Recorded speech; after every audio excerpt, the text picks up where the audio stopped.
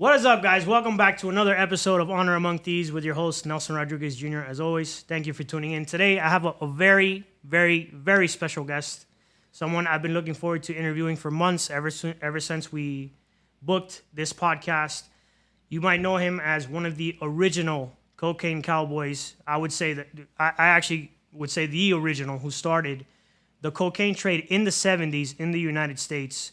Was actually responsible for what was later known as the Medellin cartel, which we're going to get into, and is a legendary figure, which you guys might have seen him in Cocaine Cowboys, Kings of Miami, the story of Sal and Willy, which was a big breakout thing in Miami that everybody saw.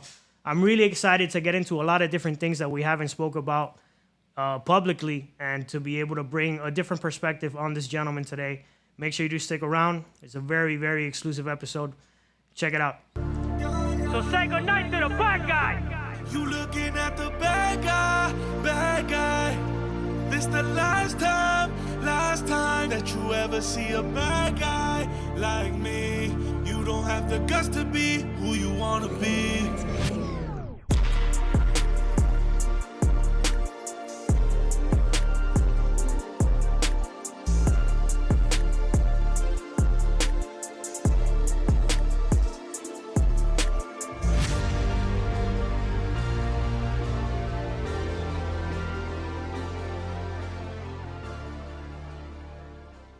Dr. Jorge Valdes, how you doing? Doing well, Nelson. Thank you. Thank you for having me. Oh, of course. Thank you for inviting me in. You have a beautiful home. Very lovely. Thanks. It's a beautiful... I've never seen someone with a speakeasy in their house. I don't invite many people. And the funny thing about it is, so I collect bourbon. Okay. It's a hobby. My wife and I hardly drink. Okay. You know, we've never, ever been big drinkers. We do it more for the lore of. Right. Maybe because all the roots of the prohibition and the gangsters and all of that. Okay. But no, it's just we enjoy a lot. I mean, when you think about 4 grains coming up with thousands of different flavors and variety. Right. But what we tell everybody, you know, that I don't promote a lot of it because I'm telling you got to drink responsible. And if you have a problem with drinking, abstain. Right. Like if you do with drugs. Right. So. But everything is good in moderation. I believe that, you know, if you can enjoy something without abusing it, there's nothing wrong with it. Like sure. I personally don't drink either, but I still think it's pretty cool to walk in here and see you have a whole collection. I've never seen a collection of bourbon like this in my life. Yeah, so we have close to 800 bottles now. And we created great friends. And that's the beauty about it. It really is amazing. You know, people say, oh, my God, look at those bottles. We got some bottles that are extremely expensive. Everything we have is open, right? Except maybe 1 or 2 bottles that we're saving for my wife's and I anniversary. Right. Our 28th anniversary coming up. But I open everything because I think the beauty about anything you have in life is not to collect. You know, we want to collect all kinds. I used to collect Corvettes. I used to collect $1 million jewelry. But the beauty about life is sharing. You know, sharing what God's blessed you with.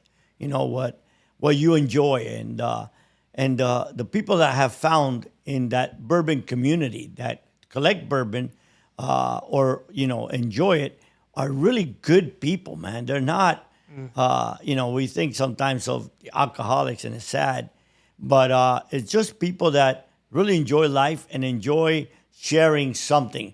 And that's something we need to do more in life. I'm not saying share more bourbon or tequila or whatever, but we need to share more. We need to share. We become so isolated, right? You know, social media was meant to bring us closer and it's brought us far apart. You know, like you say, my wife, actually, she built this entire room, and we enjoy it a lot. But it's sad that we don't get to invite many people just because of, you know, my past and my history. And actually, you know, we do like the privacy of our home. But we do have a group of really close friends.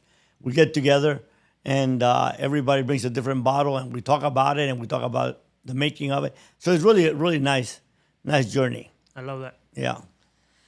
So, George, your story's definitely out there. You know, I personally have seen you on a few shows. It's very fascinating because the more I looked into you, the more I found out about you. And eventually I thought I would see the whole story. But the more I kind of read into you, the more I realized that I'm never going to get to the end of it. Like, there's always something really cool that we don't know about that we learn that adds to the story. And me personally, I'm just really excited to get into this because me, you know, as a Cuban kid growing up in Miami, you always heard of these crazy stories and these people who had done these things, but to have someone living in the flesh in front of me and to be able to get into it for a couple hours, I mean, it's almost like surreal, you know? Yeah. I agreed, Nelson, to your interview because I have seen quite a few of your podcasts, I really like your style. And I agreed because I get invited hundreds of literally daily, and I feel bad saying no. But I say no because everybody wants to drill on the drug life. Yeah. And we glamorize the world. We're infatuated with the whole crime world. And it's like Narco. Look, I'll be honest with you. When the series Narcos came out, even though I knew that most of it was BS, because at the end of the day, there's very few of us alive from that era. Right. So who was talking? But I watched it and I enjoyed it, right? And and to me because I have a different perspective. I have a perspective that this shit does not end well. Right. 100%. Like when I did Cocaine Cowboys for Netflix, Billy Corbin, who did a great job, and Alfred and David, he came to me for 3 years. I kept saying no for 3 years. And the reason I said no was because I knew people were going to glamorize the whole life. Right? Everybody's infatuated, especially in Miami. Everybody's infatuated with Sal and Willy, and they're almost like mythical legends. Yeah, they're like unicorns. But where's Sal? And it killed me because I love him to death. He was one of probably my closest friend. And his father and my father were best friends forever. He's never going to get out, and it's really, really sad. And where's Willy? Hiding somewhere. So how does that end well? So why do we glamorize that instead of learning from it? And I tell people, social media does one of two things. It educates or entertains. Yes. Not interested in entertaining.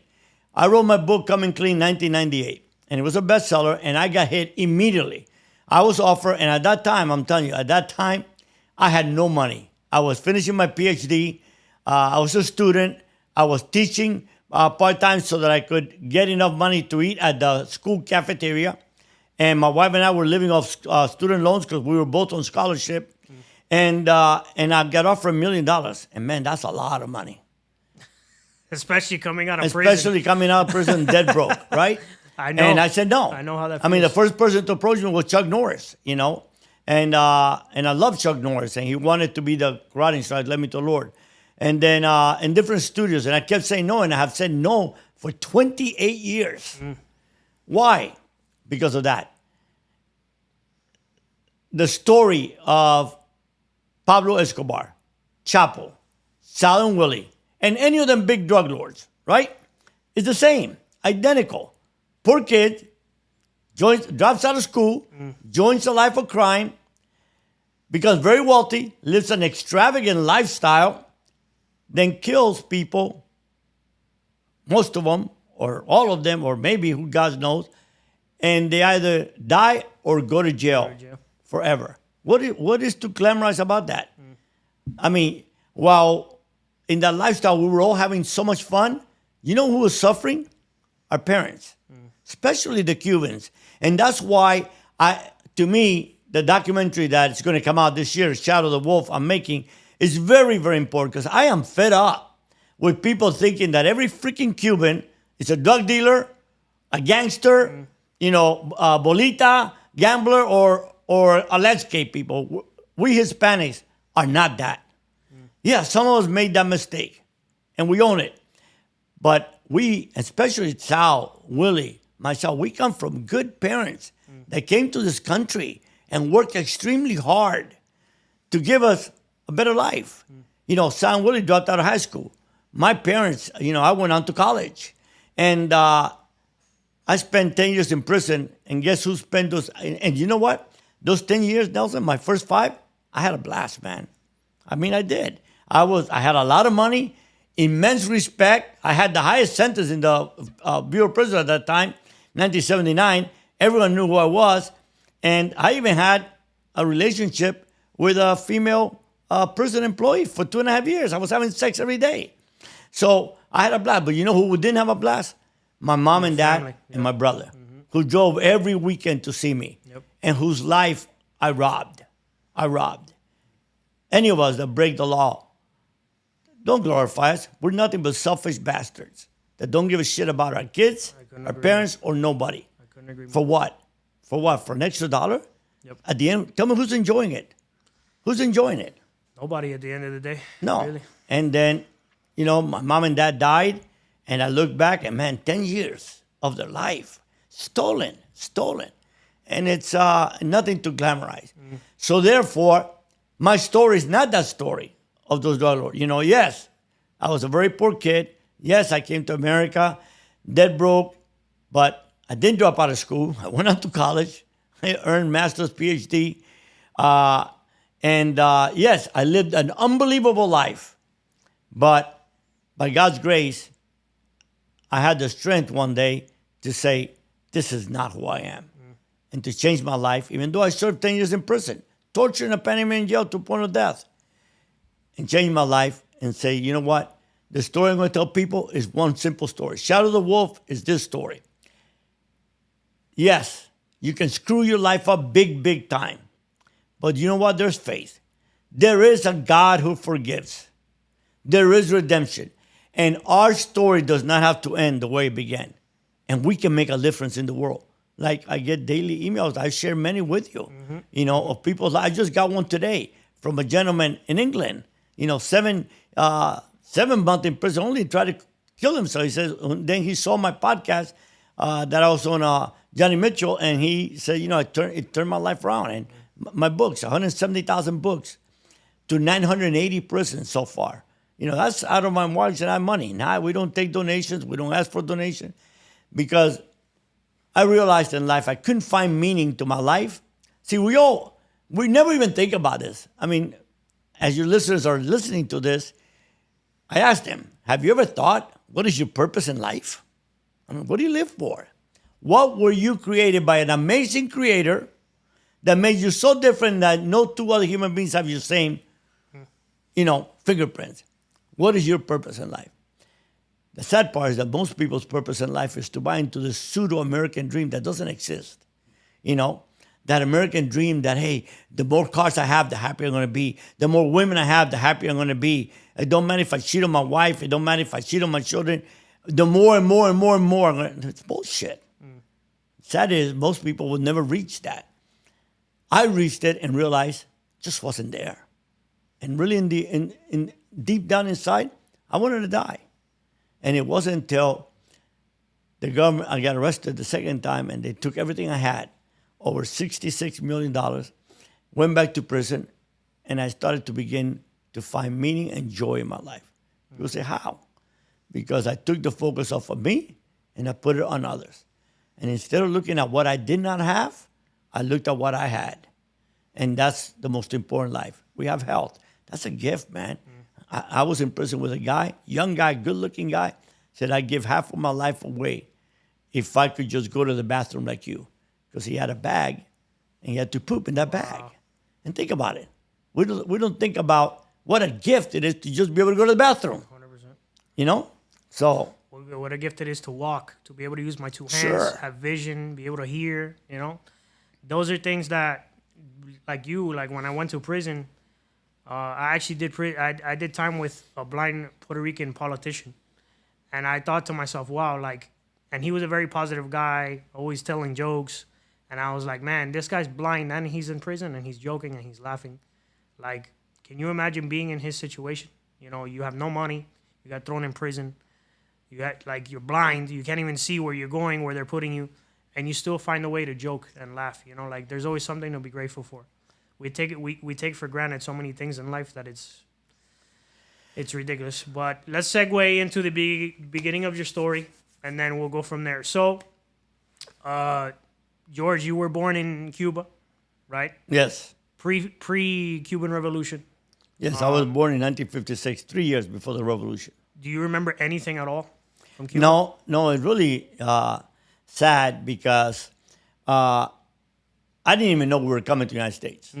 So we were extremely well off. My father was a very wealthy man. What did they do? And my father owned a furniture manufacturer and a lumber company. Okay. My father's partner was my godfather who baptized me, who was the son of the richest man in Cuba at that time. Okay. And, my father was very poor, went to work at a cafeteria at the age of 16, dropped out of school. And this young man, Oscar, would come to have lunch and breakfast there every day.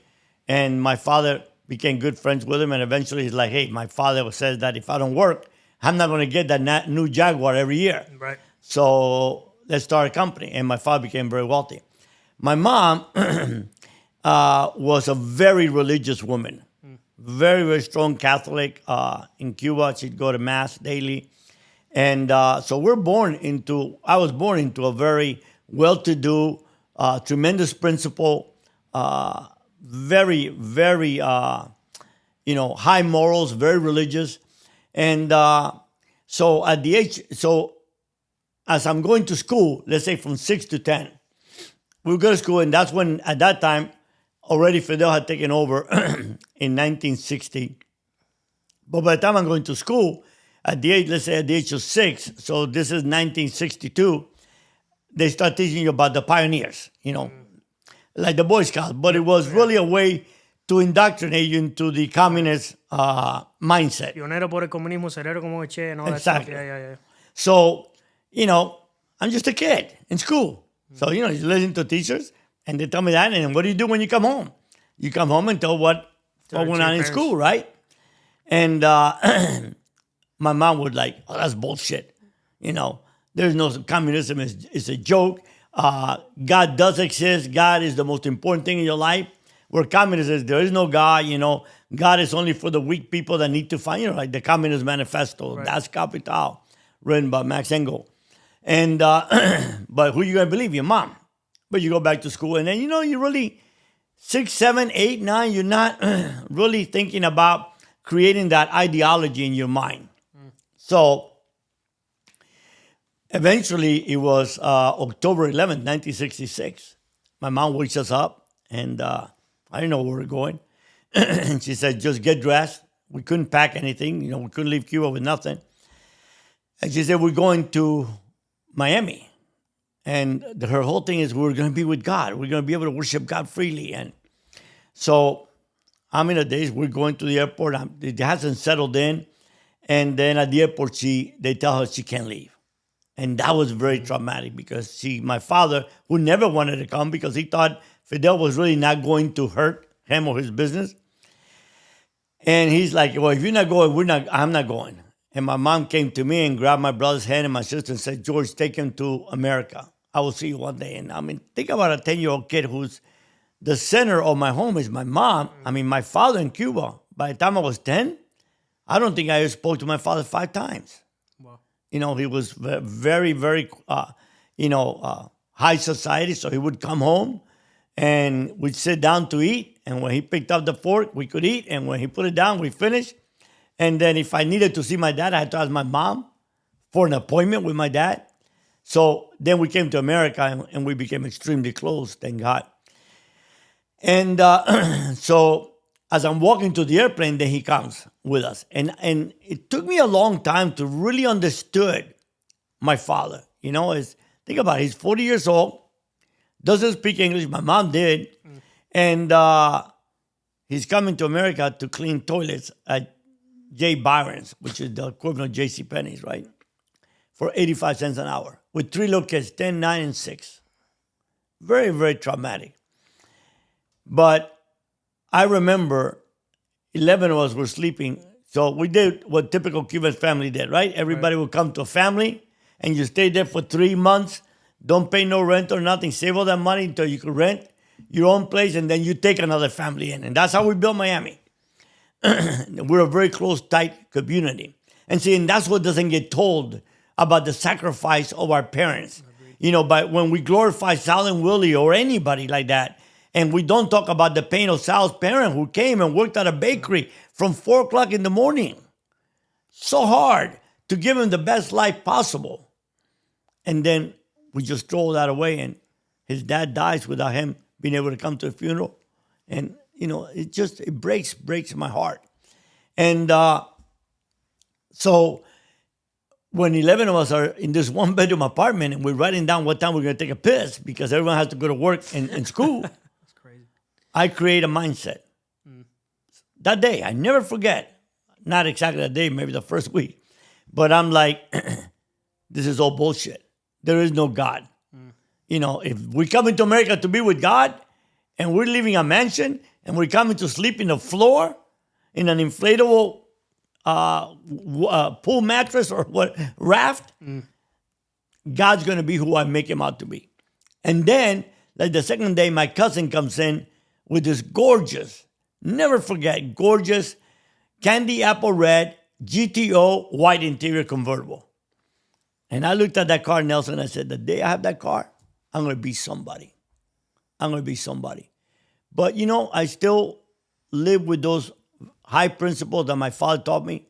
So never saw my father complain. I couldn't understand that. And, you know, I wanted to complain.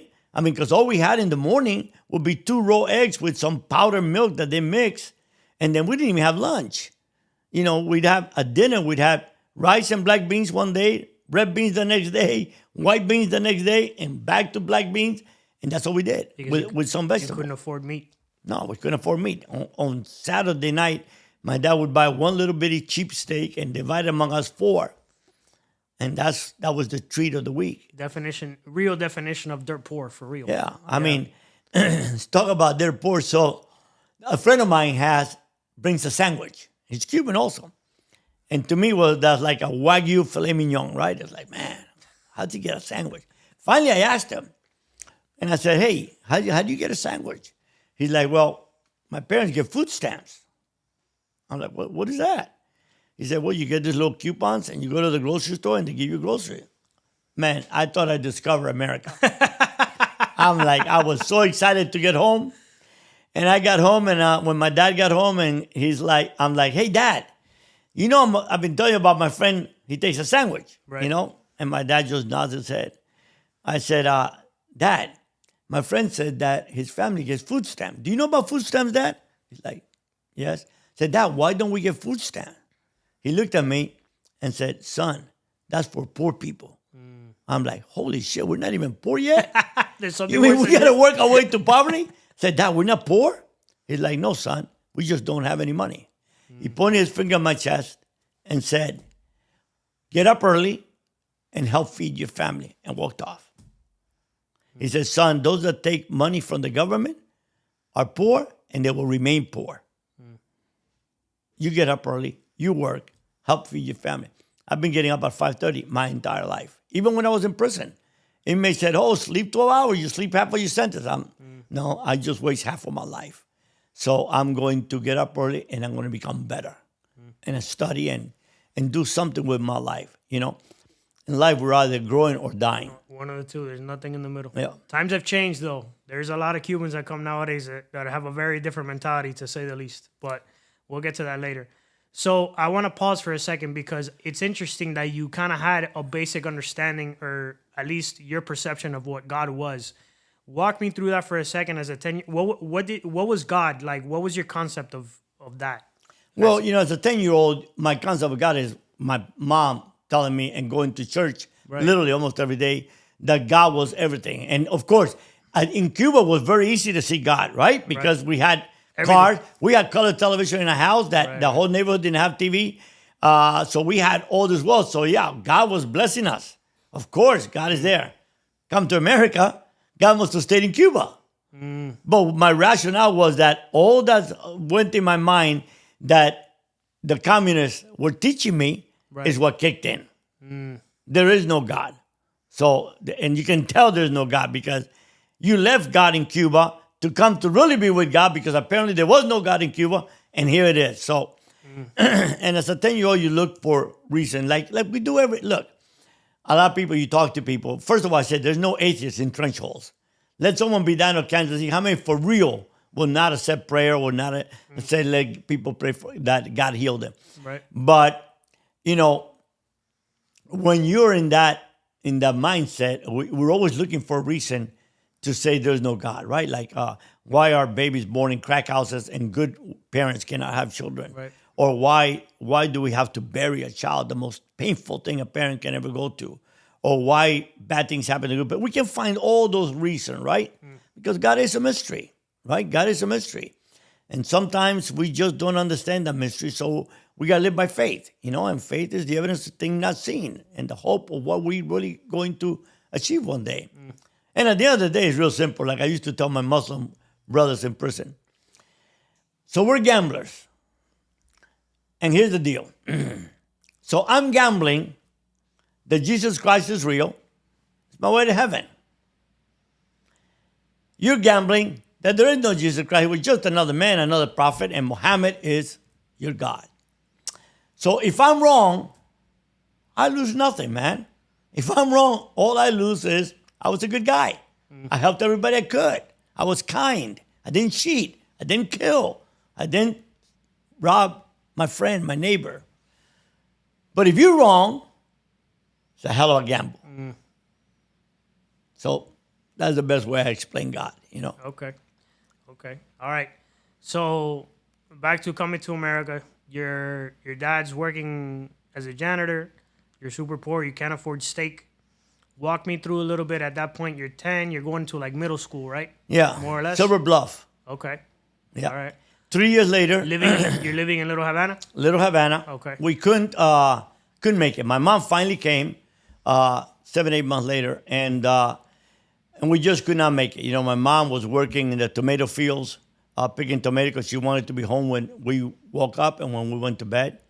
And that's a woman that was born with a platinum spoon in her mouth. My mom's father was a big figure in the Cuban Revolution.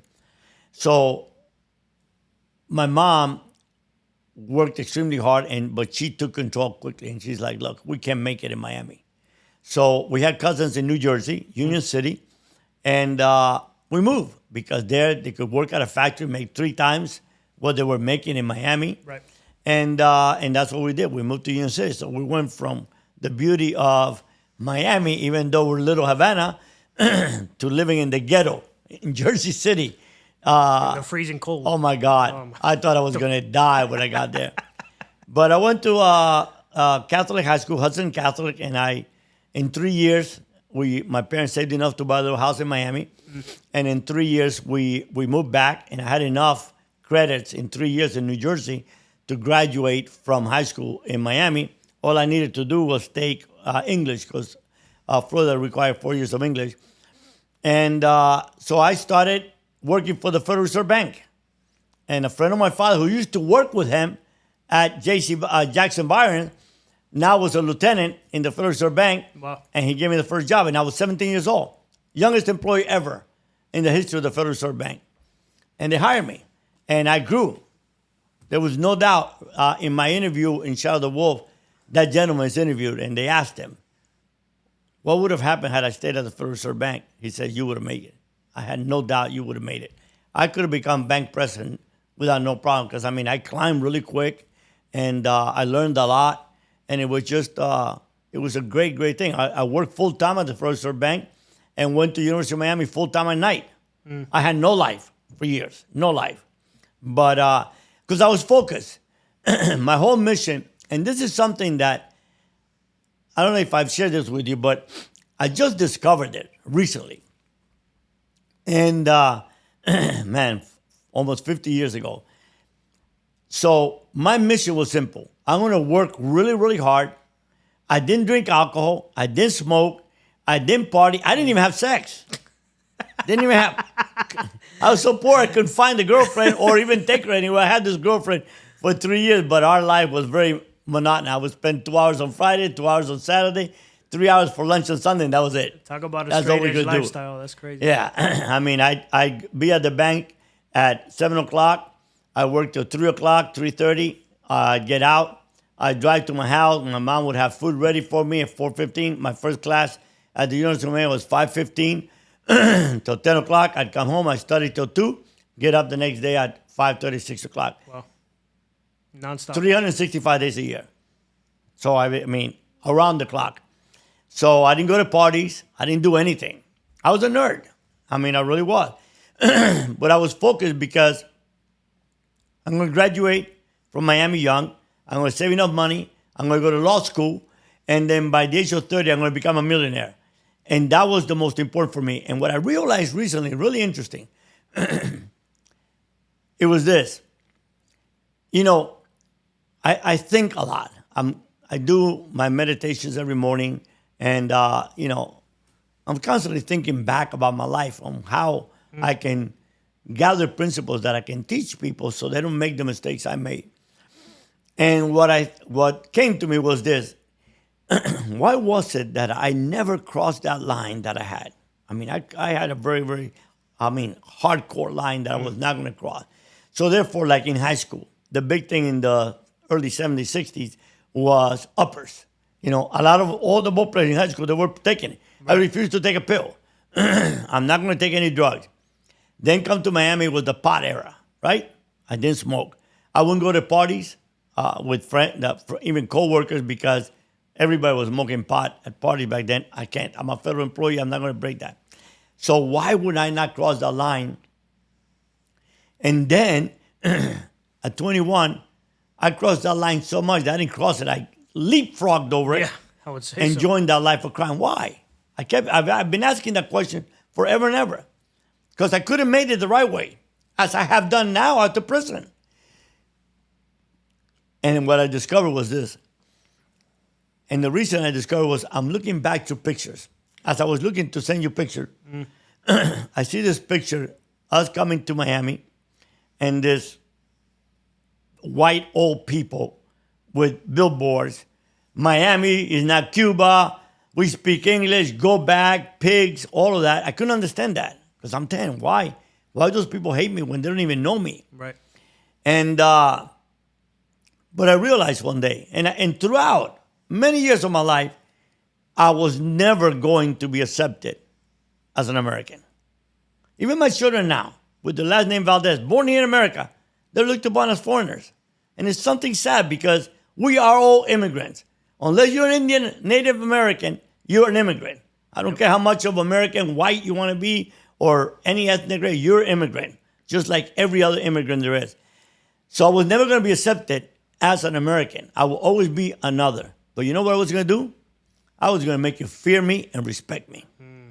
So when I had that chance to jump that line and get all that power and make all that money, you feared me, you respected me. And that's what happened. That makes sense. And it all happened subconsciously Yeah. through experiences that we live. So It makes sense because after going through what you went through, being that poor, kind of seeing your parents struggle after being successful in Cuba, being a kid who literally couldn't even afford a ham sandwich, it makes sense of you kind of building up this, all right, I don't care what I'm going to do, but I'm going to make money and people are going to respect me no matter what, because this is not going to happen to my kids or this is not going to happen when I'm older. So I can see how it kind of led into that. It's an extreme version of what you wanted, but still, it still happened. So really quick before we keep moving on in your story, the Federal Reserve Bank, that's super interesting to me. I've never met anybody who's worked for the Federal Reserve Bank. Did you learn anything about the banking system? Like what tell me about a little bit about what you learned while you were there. Like did you go from not knowing anything about the banking system, about how money works, where money comes from, especially in the Federal Reserve, right? Tell me a little bit about that. yeah, but remember now, this is the 70s, right? Right. So the Federal Reserve Bank of the 70s is very much different from today. Okay. So I started working in the check collection department. Mm-hmm. Check collection, basically, there will be these big sorters, these big machines, and checks will go through them, right? And that's how. And we knew that every bank had to keep X amount of deposit with the Federal Reserve Bank, right? To guarantee the FD, federal insurance, et cetera, et cetera. So that's how I started. Then I moved on to the accounting department. In the accounting department, I learned how wire transfers handled. I learned also that part of the auditing team, how we, the Federal Reserve Bank at the time, would walk into a bank and audit a bank. I learned about how money is taken in and out of circulation. You know, at one point I was a member of the currency verification destruction unit, which means all this money would come in that's going to be out of circulation, and it's cut in half. And the top halves go to another branch of the Federal Reserve Bank of Miami, and then the bottom halves go to another, and then they get destroyed. And I learned about foreign bank accounts. I learned that how companies go ahead and open a foreign bank account. And because of a case that happened that we're very familiar with, it was a Ponzi scheme where literally these two Cuban father and son had a bank in Miami, and had all these Cayman bank accounts. So they had all these loans that when they came due, they just circulated the money. So they had taken, I don't know how many millions out of the bank. So yeah, I learned, about that. But that was, like I said, now is much different. Right. How money is. But would you say that knowing how the banking system works, like having that job, helped you later when you became a drug, like into the drug business? Was there anything that helped you as far as like moving money or anything like that you applied? Not no, really? the only thing that really helped me was that I learned that you can open a foreign bank account in the Caymans. Okay. Well, And that was how I started Okay. with these people. Okay. The banking system was, was different. I mean, we'd walk in there with $5 million to a bank, Barnett Bank, for example, one of them. And after hours, I'd give the bank manager, $10,000, which was back then, it was probably making $300 a week. Back when 10,000 was 10,000. Yeah, in 1976. Wow. So it was very antiquated compared to what it is now. Okay. Fair enough. It's not as restrictive. It's not as like not so many eyes looking. Well, at there was no money laundering laws, right? Right. And so that money laundering laws would change the whole way that banking came about. Right. And so, yeah, it's like, I think it's almost like going back to what crypto is now. Yeah. I wonder how in the cartels, how they're managing now. I mean, I would have had a field day with crypto. with Bitcoin. People say, well, it goes up and down. I said, well, I used to have to pay 3 to 5% anyway. Exactly. So it never fluctuates 10%. And if I can move all that money without anybody ever knowing where it's at, yeah, Definitely. it's a very, very interesting They're world. definitely criminals all over the world are definitely having a field day with crypto, even though that's becoming more restrictive as well. But okay, so from you're 17, you start part time, and you go into college. You're still working at the bank. You're hustling. You're making sure you want to become a lawyer, which is ironic. Tell me when you're about to finish graduating college. Let's go there, like 21. Yeah, 20. At 20, I'm about to graduate, and my accounting professor had moved from Michigan. He had worked for Price and Waterhouse, did not speak Spanish in Miami. So he asked me, hey, do you want to come work for me? He says, I'm getting Spanish clients. I don't know how to deal with that. He said, but if you do my Spanish clients, I will give you an office. I will give you a secretary, copy machine, and you can start your own accounting practice.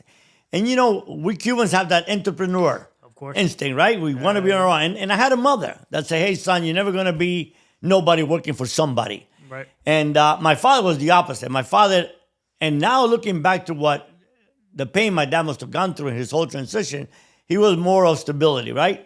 You have a great job, you have a tremendous future. Why blow it? And I guess he was right. But I did blow it. So I'm like, sure. I went to work for him. And I think I was making at that time, I want to say that minimum wage in Miami was like 120, 130 in 1976. And I was making, in the First Bank, like 3 something. So I was making like a lot of money compared to the average worker. But the first client is this little grocery store, on Northwest 7th and 47th. And he's like, if you go there every Monday until you get everything organized, however long it takes you, could be an hour, 5 or whatever, I'll give you $1,000 a month. And I'm like, holy cow, man. I mean, for 2-3 hours, 1 day a week, I'm gonna make more than I'm making working 40 hours at the bank. And then I can have other clients and all that. And so I made the jump. And I went. And that little grocery store was a grocery store where it was a front for that group of very powerful Colombians that later on became known as the Medellin cartel. I clarify that because there is no Medellin cartel, people. I hate to deflate your balloon, and there was no Tony Montana and there was no Medellin cartel. It was various groups of people organized. The Americans say, hey, we're not going to focus on Pablo. We're not going to focus on the Shoas or Gacha. We'll just put them all in one group. Let's call the Medellin drug cartel, and we'll go after them. Even those groups did not even exist when I started. When I started with this group as an accountant, it was 4 guys that were bringing in a lot of cocaine. A lot. You were completely unaware of this at the beginning when you started. I was totally unaware for 3 weeks. Because the first week I walk in there and there's like, I don't know what it was, hundreds of $1,000. And oh my God, I had seen large amounts of money at the Federal Reserve Bank. Not at a little grocery store. I'm like, there's no way this place. But I was so naive. I had no clue. Second week, the same. The third week, by the third week, I had deposited $300,000. I had looked at the Campbell soup in the shelf, and that sucker was not sold. It did not move. So, in fact, I ended up putting it had so much dust in it that I put a V on it, right, to make sure that it's the same Campbell, the same soup. The same soup. And sure, the V was still there. That I went up to him, and I'm like, look, let me tell you about a simple accounting formula. I buy that soup for $1, and I sell it for $3. I got $2 profit. We've deposited $300,000, which means that with the same formula, give or take, means we would needed to have bought $100,000 worth of merchandise. You guys only bought less than $2,000. What gives? They looked at me and said, oh, man. I mean, laughing. Oh, this is just a front. We're drug dealers. Oh, okay. Now, think about this kid. How shocking it must have been for me. They had never broken the law in my life. I had never gotten a traffic ticket. That's how focused I was on my life. Never done anything. At one time, I was president of the young Republicans of the state of Florida.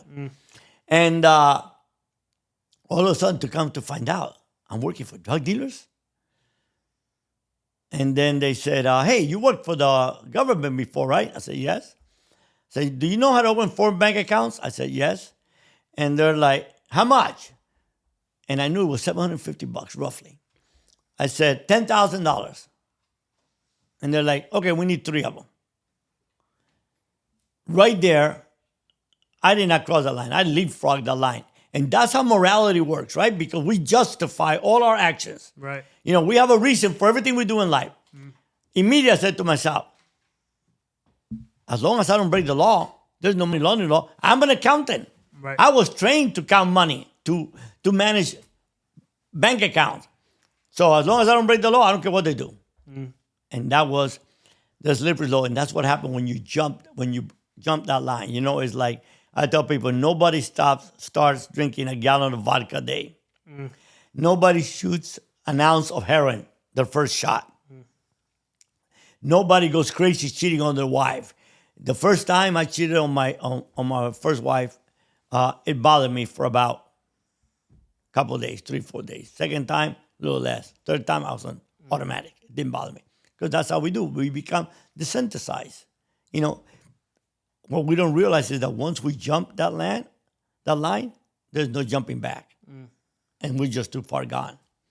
And that's what I'm hoping to do with people. Help them not to jump the line. Not to jump the line, of course. I remember there's a part in your book I read right around this time, if I'm not mistaken, where you met a friend of yours and he pretended to be like an Arab prince.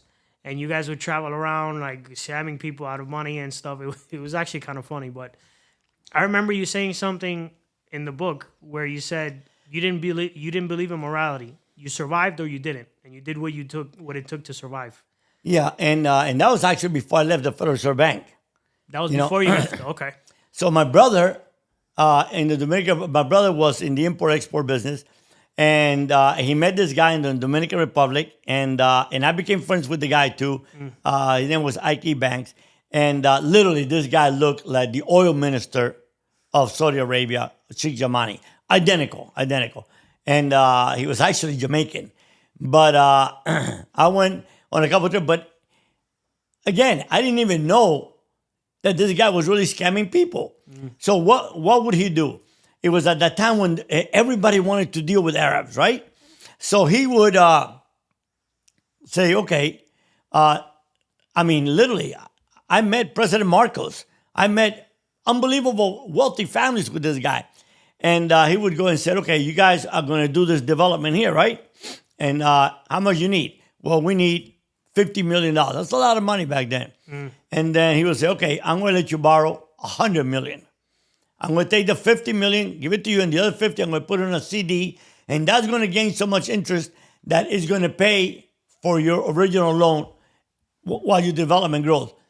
I bought into it. So I used to have to do the entire feasibility study for them, you know, and then until I realized, yeah, man, this guy's a scam artist. I mean, Nelson, he was so good that when I made money, when I was in prison in the cartel, he came to me about buying into this oil refinery in New Orleans, had everything. I knew he was scamming me out of $50,000, and I still gave it to him, man. And when he scammed me, I wasn't even sad. I was smiling. I mean, like, it was very educated. My brother thinks that he worked for the CIA somehow because he would get these mysterious calls. I don't know, but yeah, and those are the moments where you're justifying that. Hey, you know what? You got to do what you got to do to survive. Right. You know, it doesn't really matter. Right. And it's wrong because there's a lot of ways to survive, except society equates us survival with wealth. And that's why we sacrifice kids, we sacrifice spouses, everything in the search for money. You know, I say Americans are very good at sacrificing their health to get their wealth, and then they have to spend their wealth to try to recoup their health. You know, we worked so hard till the 70s, till we can't anymore to do what? Right. You know, I was blessed to be able to retire at 55. I could have kept making $2-3 million a month in my company, legitimate. But I'm like, at what expense? At not seeing my kids, just adding zeros to the bank accounts. Look, a lot of us got to work hard, and some people, sadly enough, in today's world, got to work 60, 70 just to survive. But there's a lot of people that do not, and there's a lot of people that just don't care. Right. It's all about that dollar, that almighty dollar. And you know, it can come and go very quickly. Easy money in, easy money out, right? So, all right.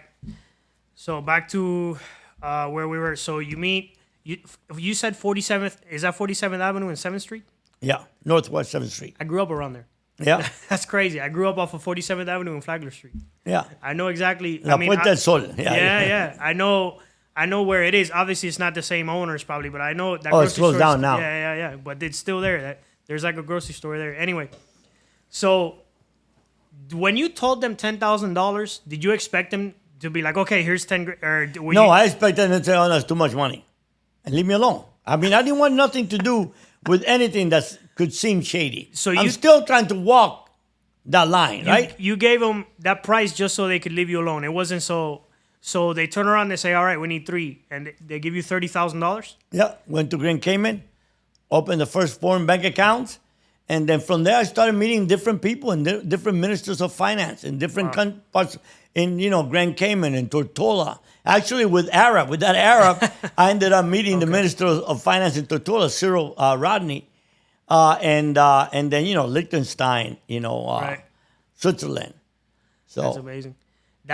I'm assuming based on how you grew up, that was more money than you'd ever had in your life. That $30,000 to me was like, altogether, I think I spent, including, there was only one hotel in Grand Cayman at that time, the Holiday Inn. Literally, Grand Cayman was like this hotel and there's like one paved street where it was all banks, right? And some few stores. And altogether, I think I spent, maybe $3,000, including having a great meal at the hotel because, I didn't go to restaurants at that time. Right. So. Okay. So you start opening the bank accounts for these guys. You're fully aware it's a drug business. Yeah. At this point. Okay. So you've crossed the line. Not to where we're gonna get to, but at this point you're like, all right, that's it. I'm in. Because, you're aware of it. You're making the money. They're paying you. What progresses from there? You keep opening. They're like shell companies. Basically, was that your So I opened those companies, but immediately, shortly thereafter, within a couple of months, they're like, hey, we want to open a banana import business, and we want to buy a boat. We want to buy, a big ship. And I had no idea that this ship was really what they wanted to bring was cocaine, not banana. Now, at this time, I'd never seen cocaine in my life. I couldn't tell the difference between sugar, cotton, or cocaine. Nothing. Okay. Still straight as an arrow, man. And I'm like, fine. I said, but look, I don't work for anybody.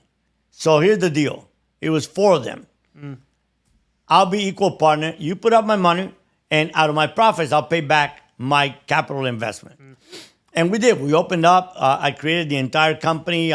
We designed I got all the license to import the bananas. We found the landing craft, which was an old military landing craft, which they loved. Little did I realize where they wanted to go, which was Turbo, Colombia. So where all the big banana, and that's where a lot of the cocaine that left Colombia at that time left from there, where all the big banana plantations were in Colombia. And this is just, it had like a door, it would open up like that to the ground. And you can just load up. That's how the military used to load and offload military equipment. So we did all of that. We went to California. We found the ship and called the Eurostar. And I did everything. I set up the companies in Grand Cayman. As a matter of fact, I registered in Grand Cayman. I did the entire infrastructure. And it could have made a lot of money legitimately. A lot of money. But, things just progressed worse from there on. We'll get into that. So is this right around the time you meet Manny Garces? Manny Garces was one of those four. And he was the main guy. Okay. And they were so very, very educated, very elegant, very quiet, just a great, great guy. So and it's interesting because we went to California. All five of us with the wives went to California to see the ship. No, one of them didn't go, Jorge Ordonez. The other ones went. And then and we go to Saks Fifth Avenue. Now, I got the cheapest suit you ever seen. I had just bought half decent suit, but we go to Saks Fifth Avenue, and first we had to go to Tiffany, and they spent $200,000 in jewelry for the wives. Wow. We go to Fifth Avenue, and Manny says to me, "Go ahead and buy you, because I don't like with the cheap suit that you're wearing. Go ahead and buy some suits." And I'm like, "I'm not going to buy anything." I said, "Until the day I can buy with my own money, I'm not going to buy anything." And it's interesting, that comment resonated so much in him later on when he chooses me to become his right-hand guy. But we went and we found it, and then they left, and then I had a whole crew from Honduras, and then there was a mutiny on the boat. So towards the end, when we had to do all the refrigeration, and then so I went down there. I lived in Stockton for 3 months, and that's where it all just finally went to hell. Well, it didn't go to hell. The outcome of my life went to hell, but that's where it all began. The guy that was doing the refrigeration for me kept harassing me, telling me like, "Hey, I know this boat is for cocaine." I'm like, "You're out of your mind, man. You think I would put my name up front for a cocaine boat?" No. But he and I became good friends because I played ball. I played a lot of baseball when I was young. And so I was part of his softball team. And I would go to his house. We'd have barbecues and all that. And then finally, I'm going to get rid of this freaking guy. So I called Louis, who was the guy that ran the grocery store, the front man, right? And I'm like, "Hey, these people think we're going to bring in cocaine in this boat.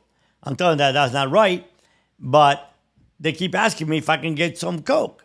I want to get rid of them. How much does cocaine cost in Miami?" He said, $42,000 is my cost. So Manny was selling them. That's how he was giving it to him, and that was his profit.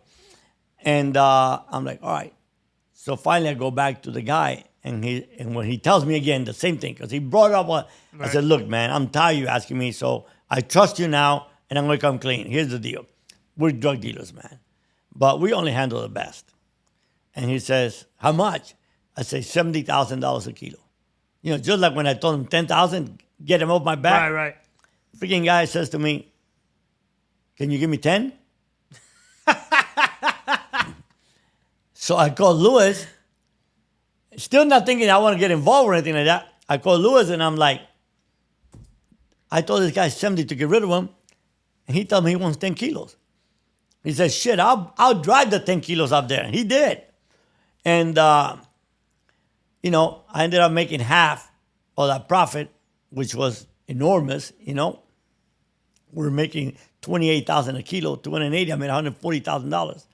And I just thought, okay. Again, more money than you've ever seen in your entire life. Like, I'm done. I'm really, done. I'm like, now I can go ahead and buy my parents a house, which is, it was the dream of all us young Cubans, right? Yeah. We're going to work out. The first thing we're going to do when we make it in America is to buy our parents a house, right? 100%. They lived in a little house that they bought for $13,000 in Tamiami Canal Road and 72nd. My brother and I would share the garage, one-car garage, and my parents had a bedroom and my sister had a bedroom, and one bathroom for everybody. So, that was it. And then at a party, I go to a party. I'm going to focus on the banana boat, right? We're almost finished. We're getting ready to sail. And I go to a party, and I had gone to Colombia with Lewis's wife. And I had gone to Colombia to inspect the banana plantations. I mean, all legit, nothing funny, no comments about anything funny. They're not telling me nothing. I don't think they ever planned to tell me there was going to be cocaine inside the boats. So, anyway, long story. I go to that party, and then Lewis, who's just a great guy, but when he got drunk, he got nasty. He says to me, why did you try to screw my wife?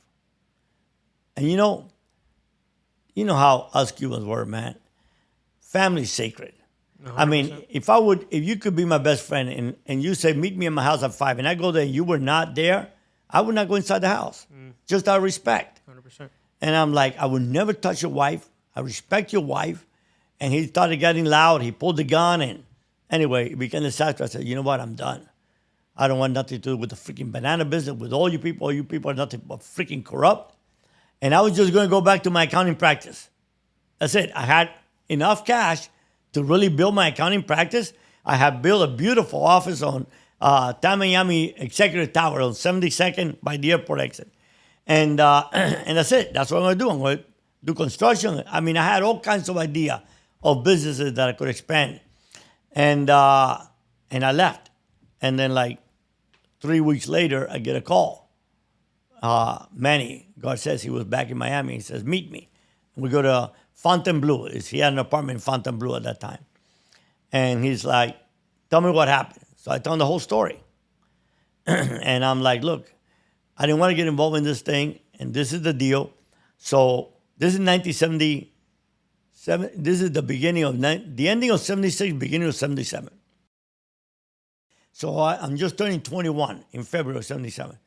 I'm like, if you ever need anything for you, because I had gotten really, really to respect with, not friend, because I hadn't seen him maybe 5 times by then. I had gone to Colombia like 4 or 5 times to report on how the transition was going. Right.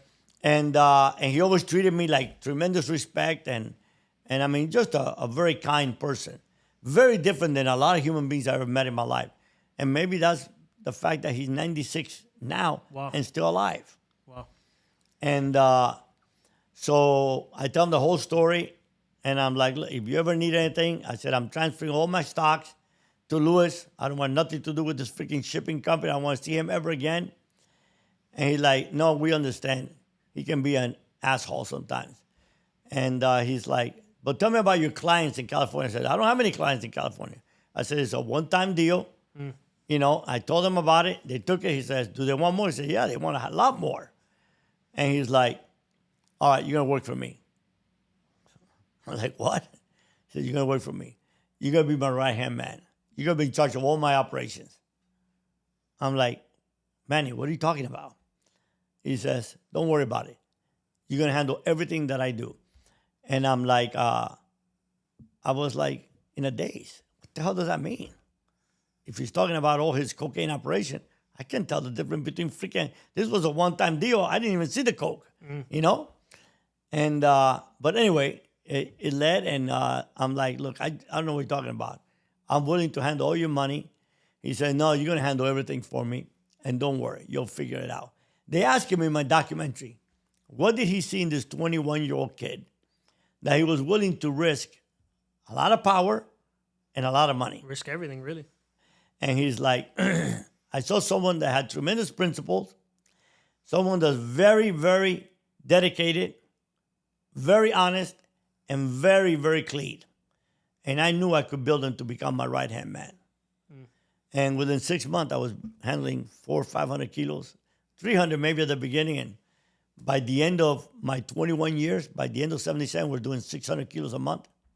Wow. And here's something important that I want to get in your podcast to clarify the air out there.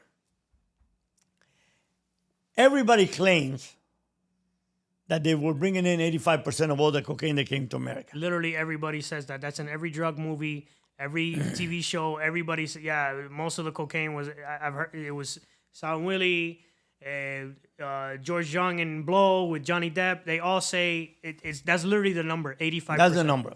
Okay. I never said how much I brought in. Right. It'd be stupid for me to say how much. Now, where does that 85 come with, in my case? Just read the transcript, 1979, transcripts of my appearance for bond, when bond was normally $50,000 bail was a big bail. Right.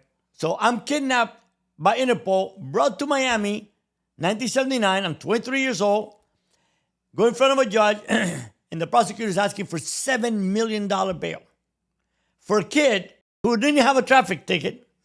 And in that bond hearing, public knowledge, the government said I was responsible for 85% of all the cocaine that came into America. That's where that number comes from, by the government, not me. Just like it's common knowledge, even though some people, Willy goes around telling people that I was his accountant. Well, if you read Cocaine Cowboys and you ask the prosecutor how he says that I handed them the keys to the kingdom. Right. I never claimed how much I brought in, what I didn't. What I can tell you, 1%, what I can tell you is how much I was doing in 1977. Right.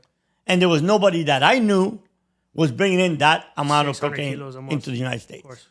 You know? So that's to clear the air. I didn't want to be the biggest. I don't want to. My purpose in life now is not to debate. You know, there's book written and there's claims made that are a bunch of lies, and people ask me why. I even had a DA agent involved in a major case who's retired now called me and said, why aren't you not debunking all those lies in that book? I said, why? What's the purpose of it? My mission is not to make myself bigger than Willy, Sal, or Chapo, or Pablo, none of them. That ain't my mission. Why do I want to get into a back and forth? If other people want to claim 85, 90, 95, claim it. I don't give a damn. At the end of the day, all they can claim, all that these people can claim is they were drug dealers. I can claim a lot more. I was ashamed of being a drug dealer. I am not. I built a multi-million-dollar business. I earned a PhD. I'm respected. I've spoken before Congress, before the Pentagon, before many, many important people around the world. I've done events with 50, 100,000 people in different countries. I've given a lot of hope to a lot of people. That's what I want to claim. I don't want to claim whether I brought in 85%, 87, 90, that I was the biggest, that I wasn't the biggest. I don't give a crap. I wish I was nothing. I'm telling this part of the story, and when I agree with you was because, it brings context to my message, right? I'm a person of faith. You know, I believe to show great redemption, great faith, you show great sin, right? 100%. But my mission in life is not to go around. When I wrote my book, I didn't write the book because I wanted to tell the world, listen, I could have done my movie 28 years ago before any of those movies existed. You know, why is it that nobody's debunked what's in my book? You know that when I wrote the book, Random House took a year, the legal department interviewed everybody that's mentioned in that book, because a lot of the names have changed, but I had to give them the real name. Right. Interviewed everybody. Interviewed the government, prosecutors, DA agents, to verify everything, because it was the first book written like that. But I did not make the movie, you know, because I didn't want to. I wrote the book because I was tired of my ex-wife threatening me that if I didn't give her something, she would tell my kids.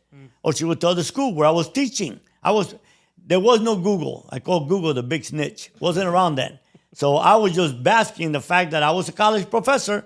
I had a PhD, one of 5 Hispanics in America at that time with a PhD in Bible.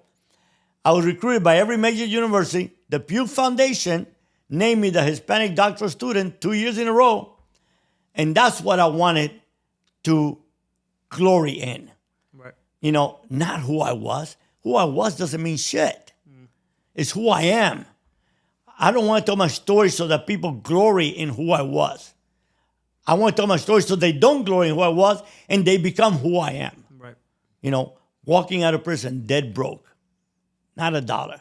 You know, forfeiting $66 million to the government and going to prison and not having enough money to buy a candy bar.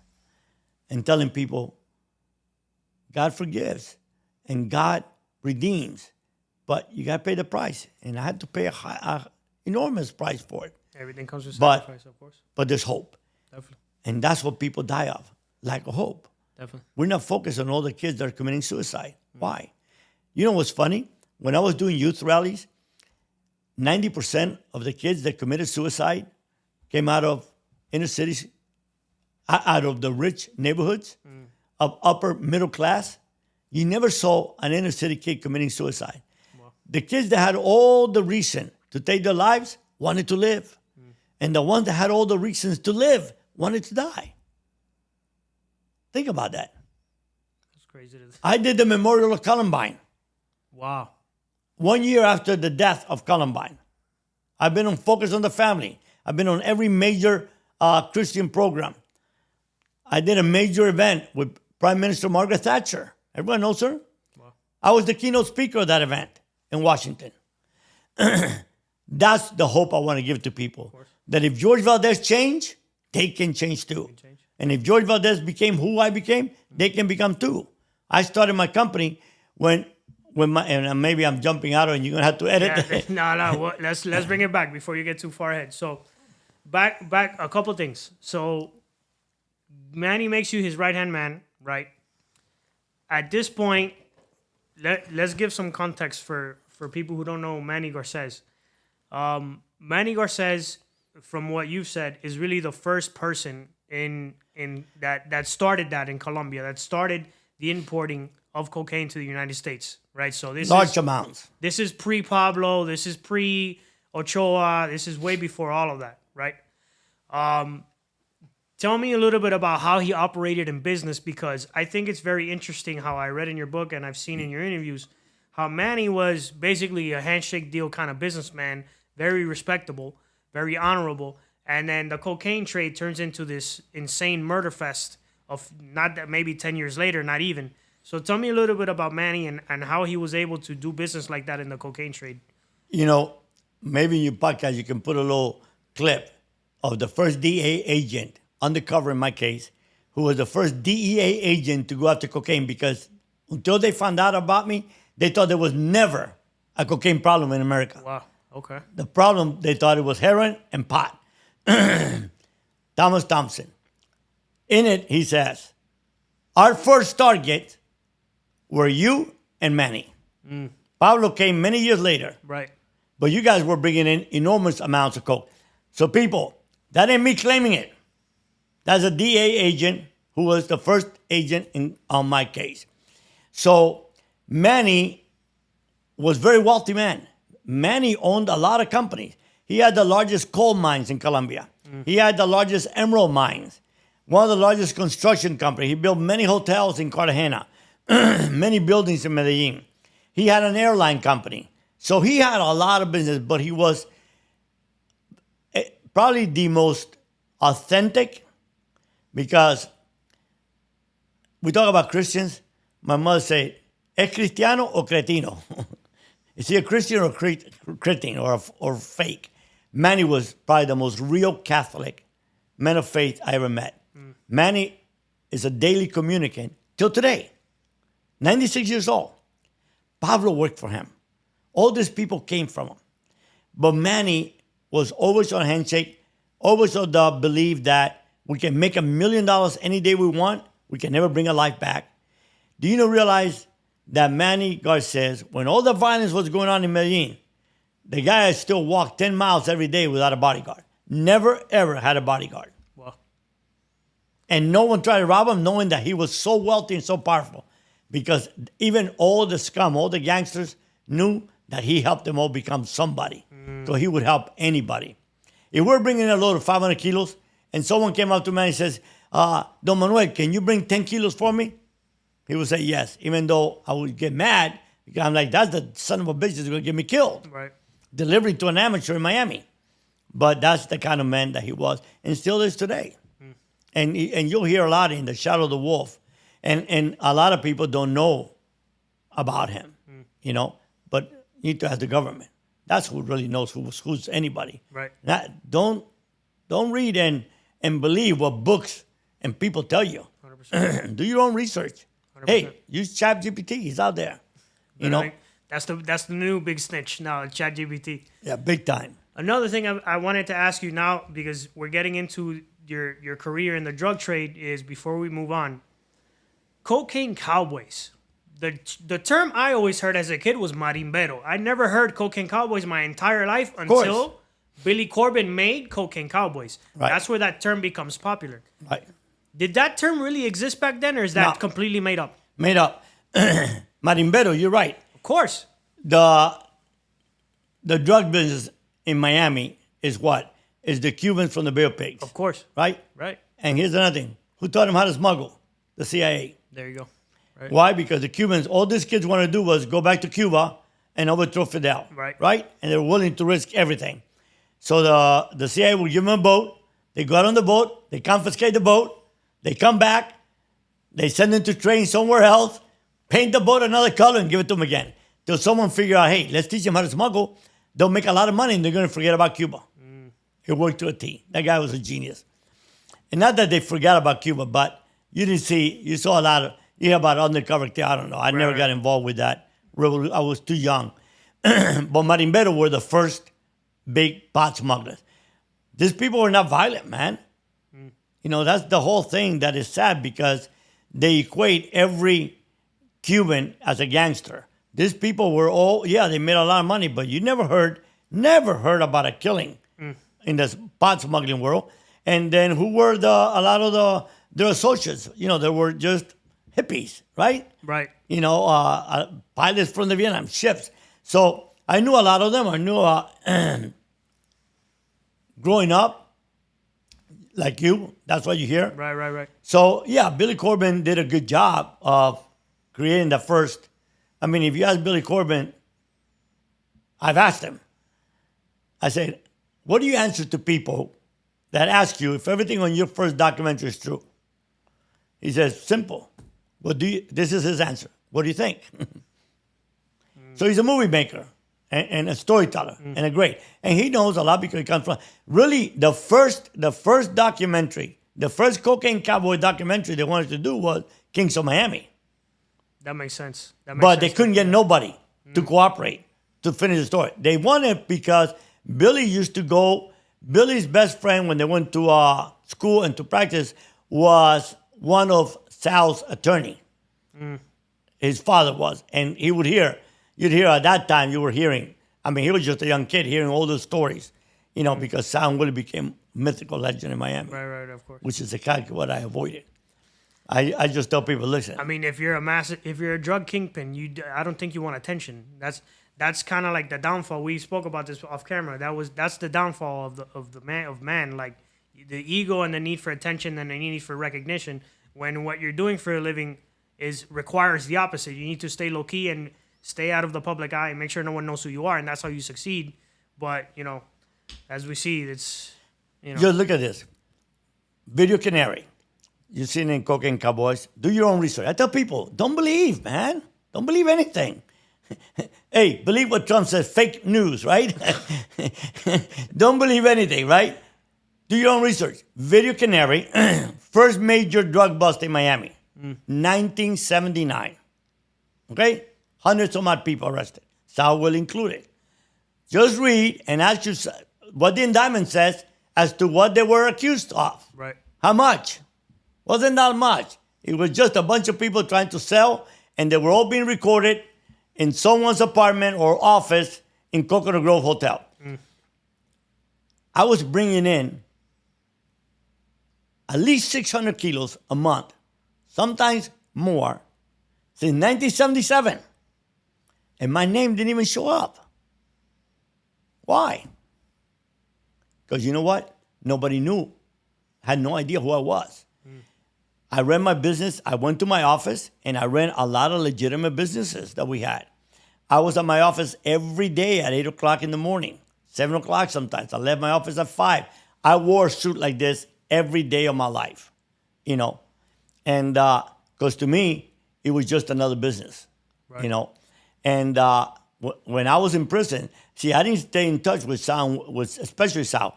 I probably seen Willy 5 times in my entire life. In my entire life. You've only seen Willy Falcon 5 times. 5 times in my entire life. Wow. I saw Sal almost every day because he and I grew up together since little kids. Okay, so his father was my father's best friend. There were 3 friends, and every day, you know how Cubans were, the older Cubans. Every day after dinner, they would go to each other's house for coffee, right? So let's say today, Monday, 03, Sal's dad, Manolo, and Oscar came to my house. Then Tuesday, they would go to Manolo's house. Wednesday, they would go to Oscar's house. And they rotated. They did that till they died. And that's where Sal, who was literally living with his parents. Now, think about this. For 2 years. For 2 years, I'm bringing in tons of load. My father kept bragging, like every Cuban father, right? Oh, my son today is in Europe. You know, my son today is in Colombia. That's such a Cuban thing. He has exactly. Always bragging about your kids. So Sal put it 2 and 2 together. And he kept asking my dad, hey, get me an appointment with George. I want to see your son. And my dad said, okay, I'm going to talk to him. My dad would keep telling me, but I had no idea what Sal wanted. How far after that is when Manny makes you your right-hand man? How much time? Oh, that's 2 years later. Okay.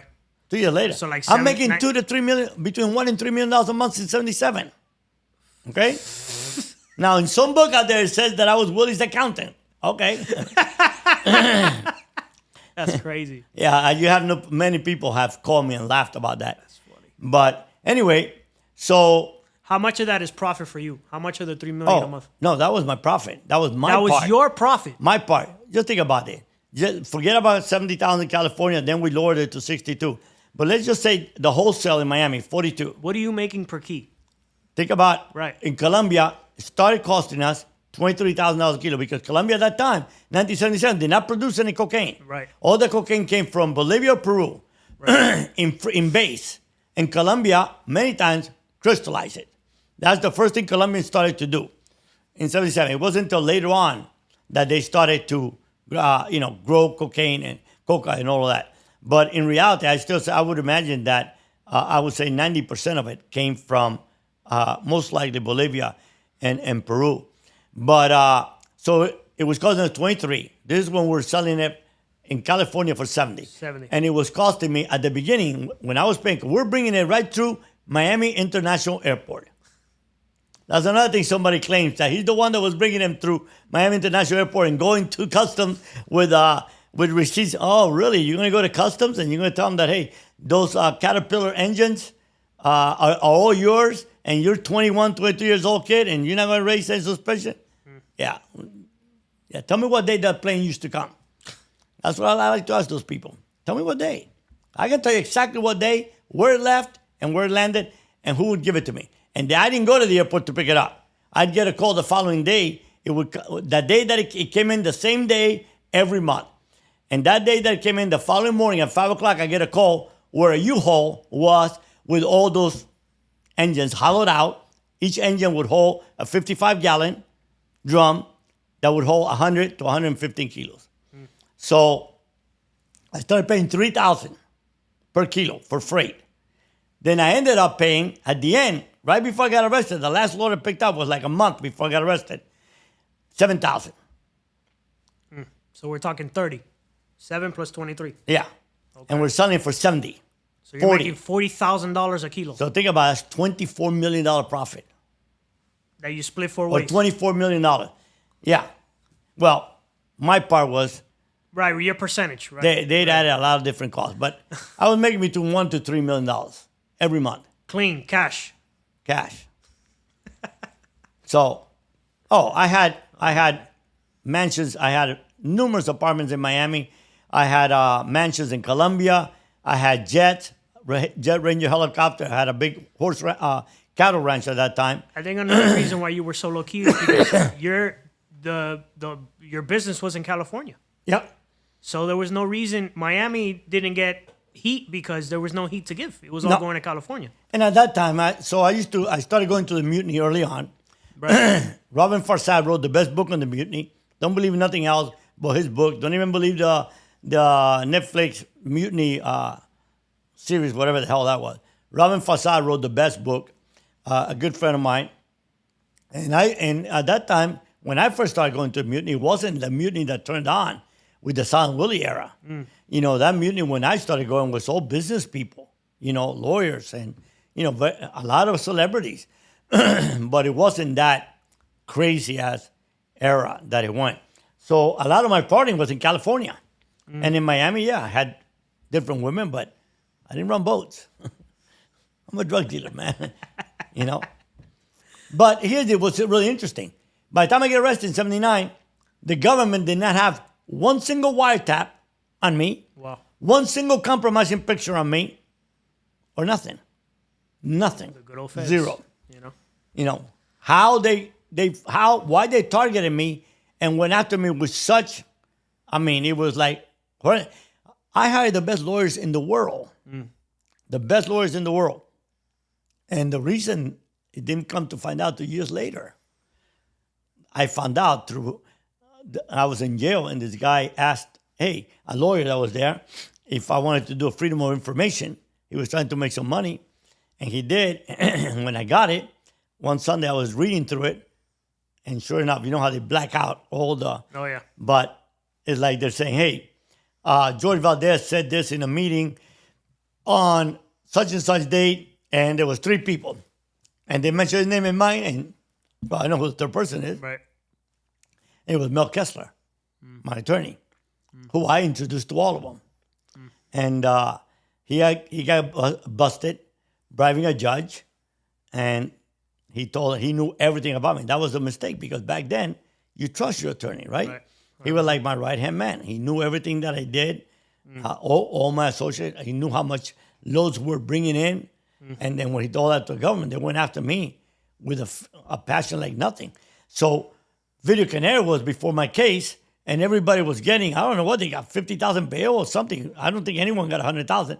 All of a sudden, the government's asking $7 million. We fight it down to $2 million, and I stayed in prison with a $2 million bail because the prosecutor came up to my attorney and said, if he posts bail, we're going to arrest him, take the money, and raise the bail. So, and then also you can read just the same way that we read everything about him. Read the transcript. What one of the Supreme Court justice, one of the appellate court justice, when he affirmed my bail and left it at $2 million because I appealed it all the way up to Supreme Court, and he's like, in this court's opinion, Mr. Valdes is a financial genius. I'm 21 years old, 23 years old, sorry, and who moves so easily around the world that he can disappear at a wink. He's got companies all over the world. So who told him that? Mel told him because he knew. I mean, I had gone to Switzerland with Mel. I had gone to Tortola with Mel. I had gone to Grand Cayman with Mel. I have stories about attorneys too, but we'll talk about some other time. So let's lead up to Panama, and then we'll talk about how you got arrested. So, but going back to what we were saying, so Sal, it begs basically for a meeting with you, right? What's your first impression of Sal when you first meet him? You know, I love him. I mean, you know him, but from a work perspective, from a business perspective. Sal was always, you know, he was a joyful guy, but Sal was very businesslike, always. Right. And, you know, we finally give him a meeting, and he comes up with Willy. First time I ever met Willy in my life, right? Great guy. You meet Willy tomorrow, you'll fall in love.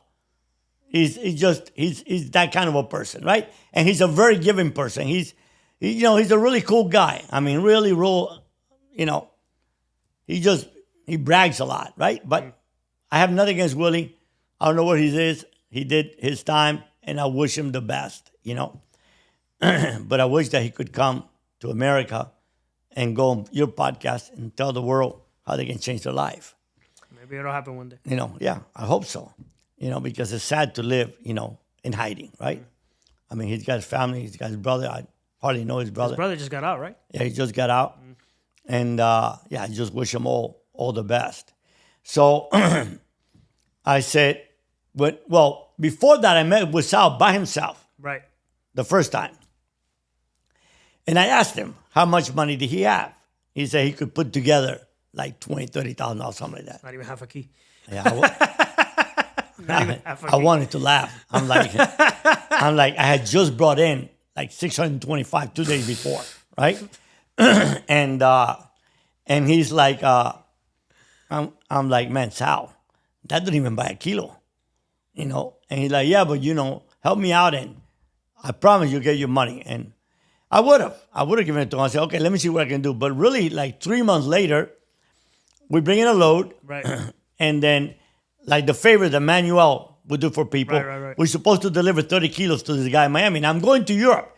I had just bought a brand new Mercedes, gray convertible, red interior, 450, or I think at that time it was 350, whatever.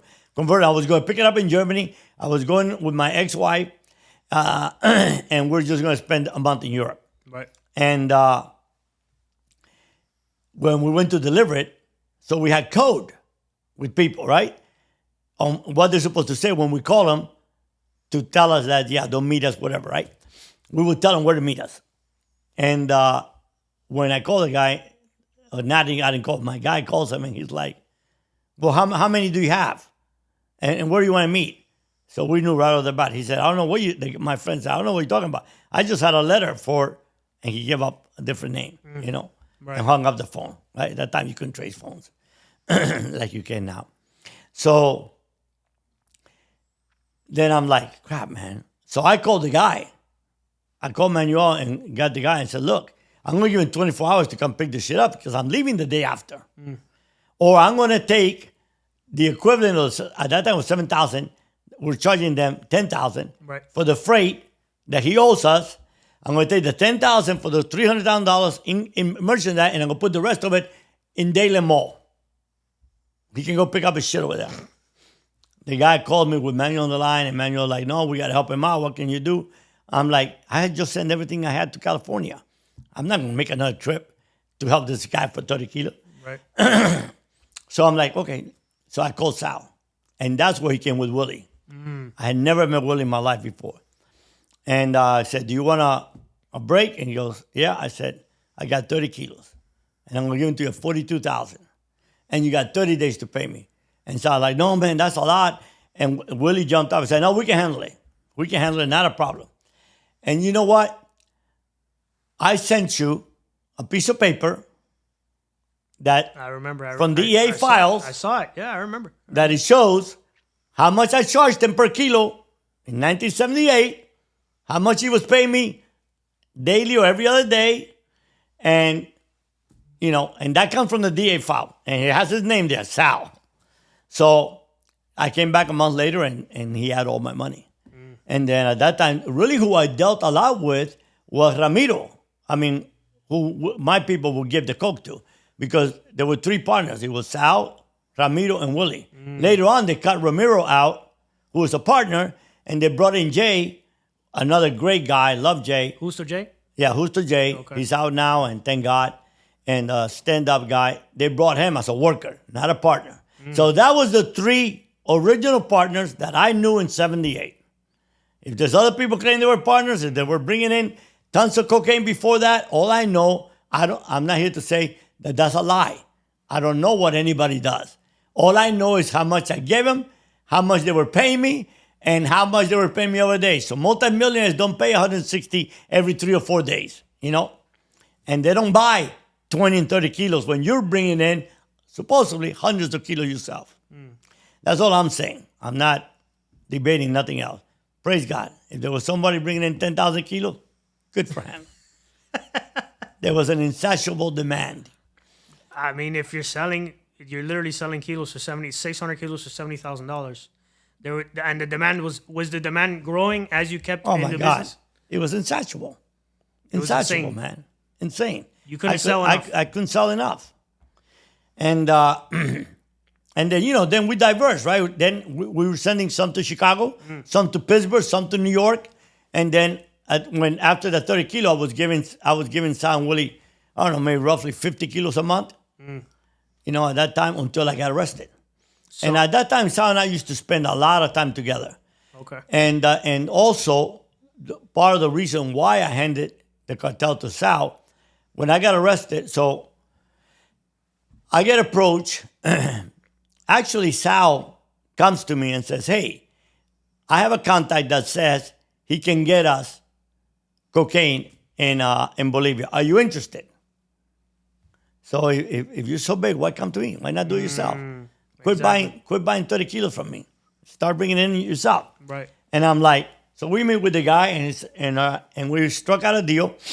He was a captain of the Bolivian Air Force and he was tied with General Sosa, Coca, and Roberto Suarez, who's actually the biggest drug lord in history. Forget about Pablo Escobar. The biggest ever in history was a guy named Roberto Suarez who they depict him wrong in Scarface. He's the guy that comes and kills Tony Montana. Sosa. Yeah, Sosa don't come to kill Tony Montana. He didn't come to America. Would you say that Sosa is a fictional version of this guy? Oh, yeah, no doubt, of course. Yeah. Okay. Yeah, 100%. So is most of Scarface, right? Right. You know? It's all fictional versions of real people. Yeah. So, anyway, that happens. And we worked out a deal where they're going to give us, we're going to pay $10,000 a kilo directly from Bolivia. And for every kilo we bought, they're going to give us one on credit. So I fly to Bolivia. I take $1,300,000 of my money to Bolivia, arrange the whole deal. I go to Manny. He don't want nothing to do with it. He doesn't approve. He's like, we're making more money than we could ever spend. Why risk with people we don't know? Everything is so secure in what we're doing. Right. Very smart man. But, ego. It's what brought us all down. It's what brings every human being down. So that's why I go to Mel, my attorney, to get me a pilot. And he gives me Harold Rosenthal, really stand-up guy. And so we go to Bolivia. Everything is arranged. So I go to Colombia to arrange the airfield where the airplane is going to come from Bolivia. Right. And it's going to land in Colombia, refuel. Then he's going to go to Nicaragua. I had a meeting with Somoza in Nicaragua where he was going to arrange refrigerated containers to bring my Coke back to the United States. So I was going to meet with him. And from there, my jet was going to pick me up, go to the Dominican Republic, and then I was going to fly, pick up my ex-wife, and we were going to fly to Europe. So when I called Sal to tell him the plane's leaving tomorrow, he told me, hey, they fucked you. And I'm like, what do you mean? And he's like, all they have here is the Coke that you bought. They don't have the money they're supposed to give you on credit.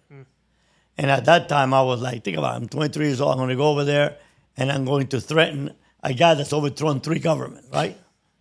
So anyway, I said, okay, I'll go on the airplane.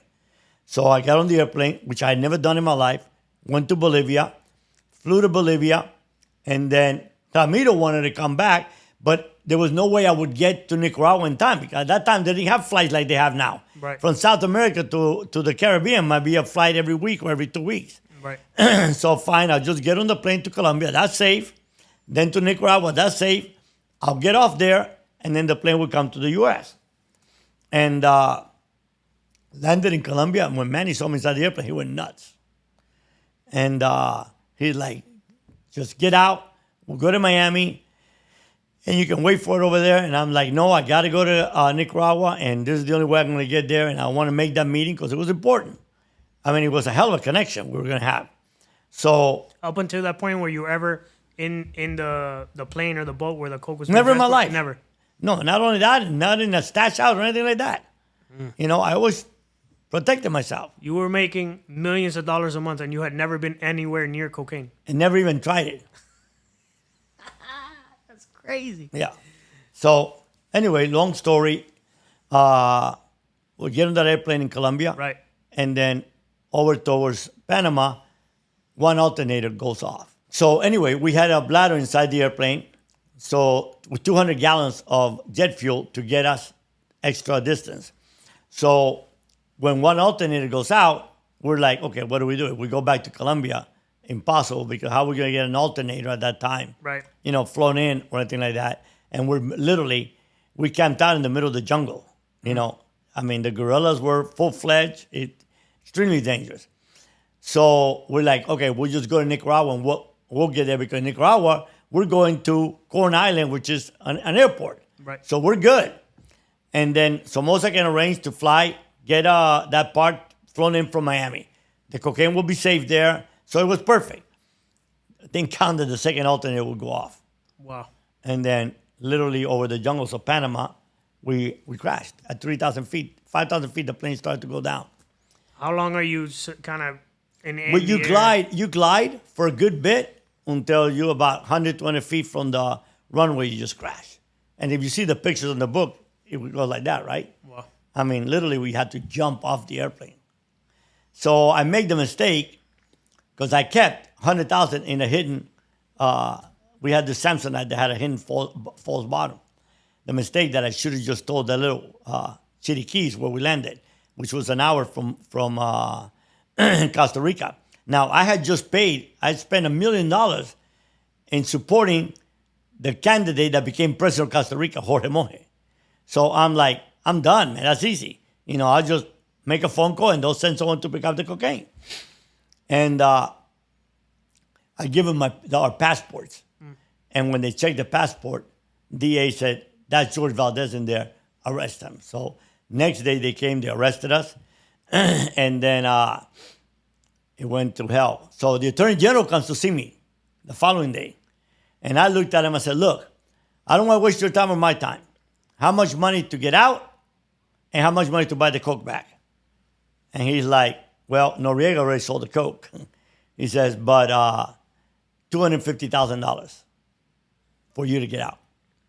So I gave him a number. I said, fold this number, say this code that I'm going to give you, and you'll have your money here the next day. And sure enough. And my brother tells me years later, because I never even spoke to my brother, Panama was such painful that my brother and I never talked about it. Yeah, I wouldn't want to talk about it either. Yeah, my brother says to me that when they went to Mel Kessler's office, he should have figured out because they told him, okay, you're going to be arrested. Tell my brother, take someone else with you. And it was Sal, Willy, and another guy named Sosa there.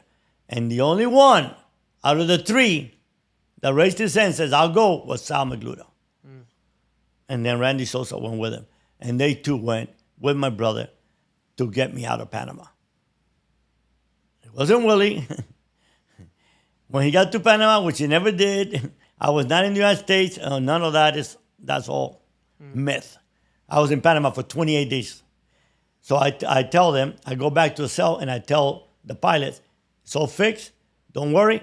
They're going to take us to Panama, rough us up a little bit, and then we're going back. We're free. And that's the mistake I made. I told the pilot that I had bribed the Attorney General. So they take us to Panama City, just like the Attorney General said.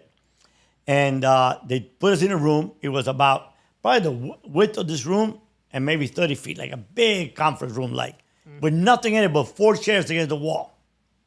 So they sit us in those 4 chairs. And they bring this Panamanian kid that must have been like 5'5", maybe 100 pounds soaking wet, naked, handcuffed to his feet and his hand. They threw him in the floor, and a guy came and stuck a broomstick up his anus. And blood and shit, everything just splattered out. The 2 pilots, the 2 big Georgia boys, 6'4", 6'5", broke. Not only did they tell them that I was a drug dealer, but they told him that I had just bribed the Attorney General. They get sent home, and me and Harold Rosenthal, the other pilot, get thrown in a dungeon in a jail called La Modelo. It looked like Les Mis, like one of them old. It had been condemned for 100 years. And no food, no nothing, and they beat us, torture us 3 times a day for 20-some-odd days. To the point that for 5 years thereafter, every time I took a piss, I passed blood. And what's interesting about the story, I did not know that later on when we come to the United States, Harold, who was just literally, I stood strong because of him.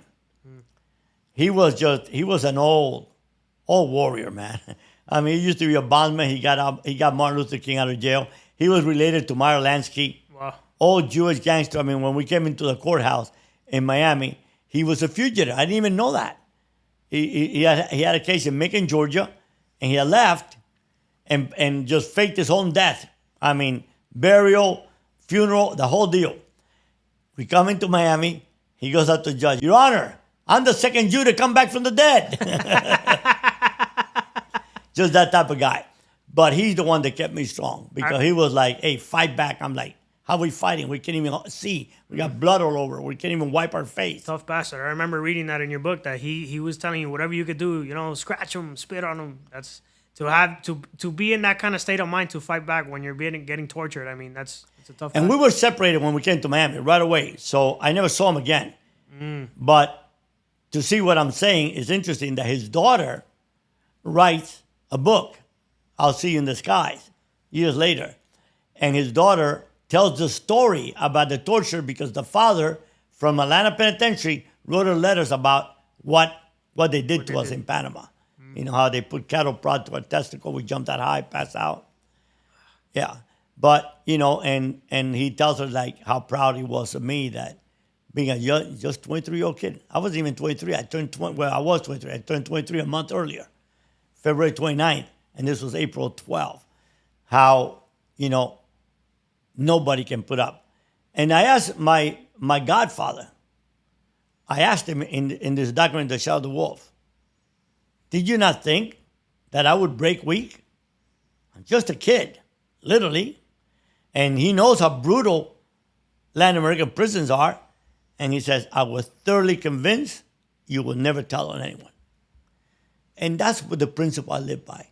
My dad used to say, in life, you got no power over whether you're rich or poor, sick or healthy, dead or alive. The only thing in life you have absolute control, son, is your word. The day you break your word, you're no longer a man. He drilled that into me so much, Nelson, over and over as a kid, that when I laid in that jail, I'd rather die than live the rest of my life with the shame that I had ratted anybody out. And, you know, I came to the United States. They brought me to the United States. Then Noriega comes. So about the 24th day, I tell the guard, as they're coming to beat us, I'm like, look, tell Noriega to free me. If not, or to kill me, because if not, if I ever get out, I'm going to tie up his family, his children, I'm going to cut him into pieces in front of him. I've never killed a freaking fly in my life. But I thought that would get him to kill me because my fear was not that I was going to break. My fear was I was going to lose my mind. Because I saw another poor guy who had been there for 6 months in front of me, just licking the bar all day long. And I mean, think about it. There's no food. There's no bathroom, just a concrete, filthy ass. A rat. I called him Mickey. I kept looking at him and said, Mickey, if they don't feed me, I'm going to eat you, buddy, even though you're my only companion, you know? And, you know, and Noriega came the next day after that threat, and he's like, why are you threatening me? You just paid the wrong guy. I'm like, how much? He says, $250. Is that everybody's number? Apparently, That's what I said. Hey, I said, I paid $250 for 4. You want $250 for 2? $250. So went through the same routine, get the number. They send the money, and he freed us. We're supposed to go to Costa Rica. Had my tickets to go to Costa Rica. I had all my political credentials. The guy had just become president. And at the airport, Harry and I were there. Interpol comes, like 30 of them. Picked us up like a sack of potato. Threw us in an airplane, headed to Miami. Got to Miami, and that's where I get faced with, I mean, when the government said 7 million, Nelson, I went like, they must be talking about somebody else. Who the hell? How many people how many countries that guy killed? You know? And I get charged with heading the largest. This is according to the United States government in that manuscript, to the United States Attorney for the Southern District of Florida.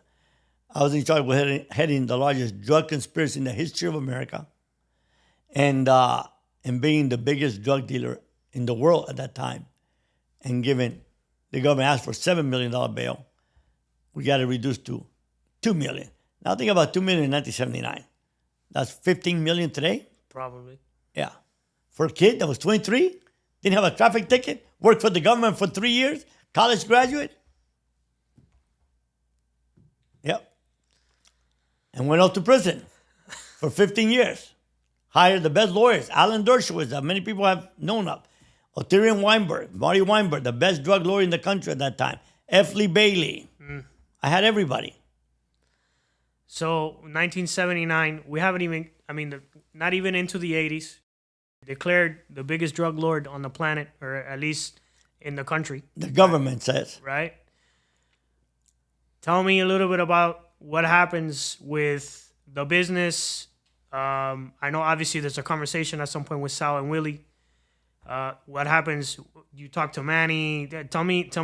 Who So what happened is I still kept running things because I'm in Miami. Right. So I would have an attorney come and I would have like one of my right-hand people, right, who ran my ranch at that time. This is while they're holding you without bail. Without bail. Okay. they held me without bail for 8 months.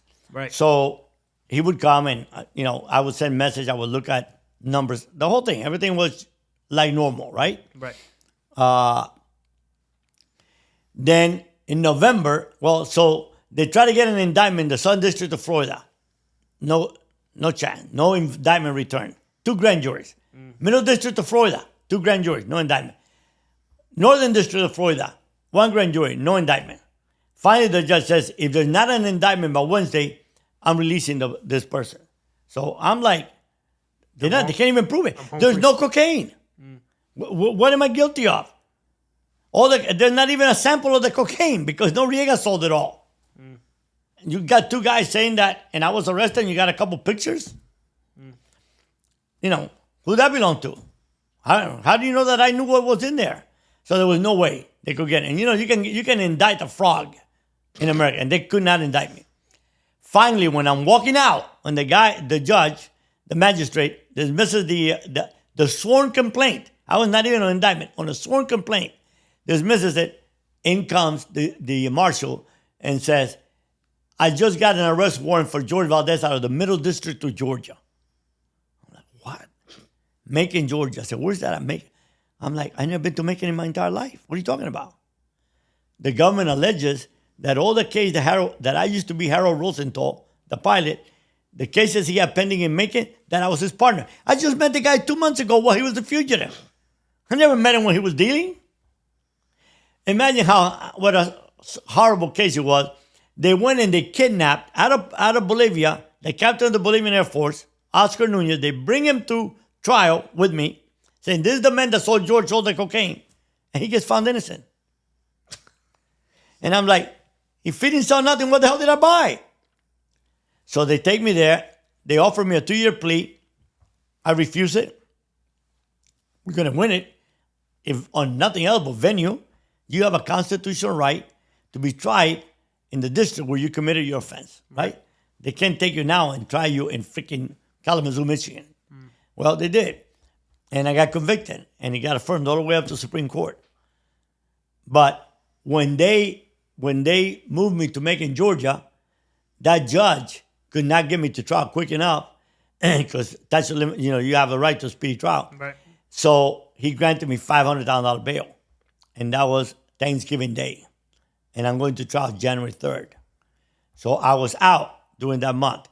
When I went to trial January 3rd and got convicted, I was still on bail for 2 weeks before sentencing, and that's when I handed everything over to Sal. I introduced him to Manny. He did not know who Manny was. I introduced him to the sheriff.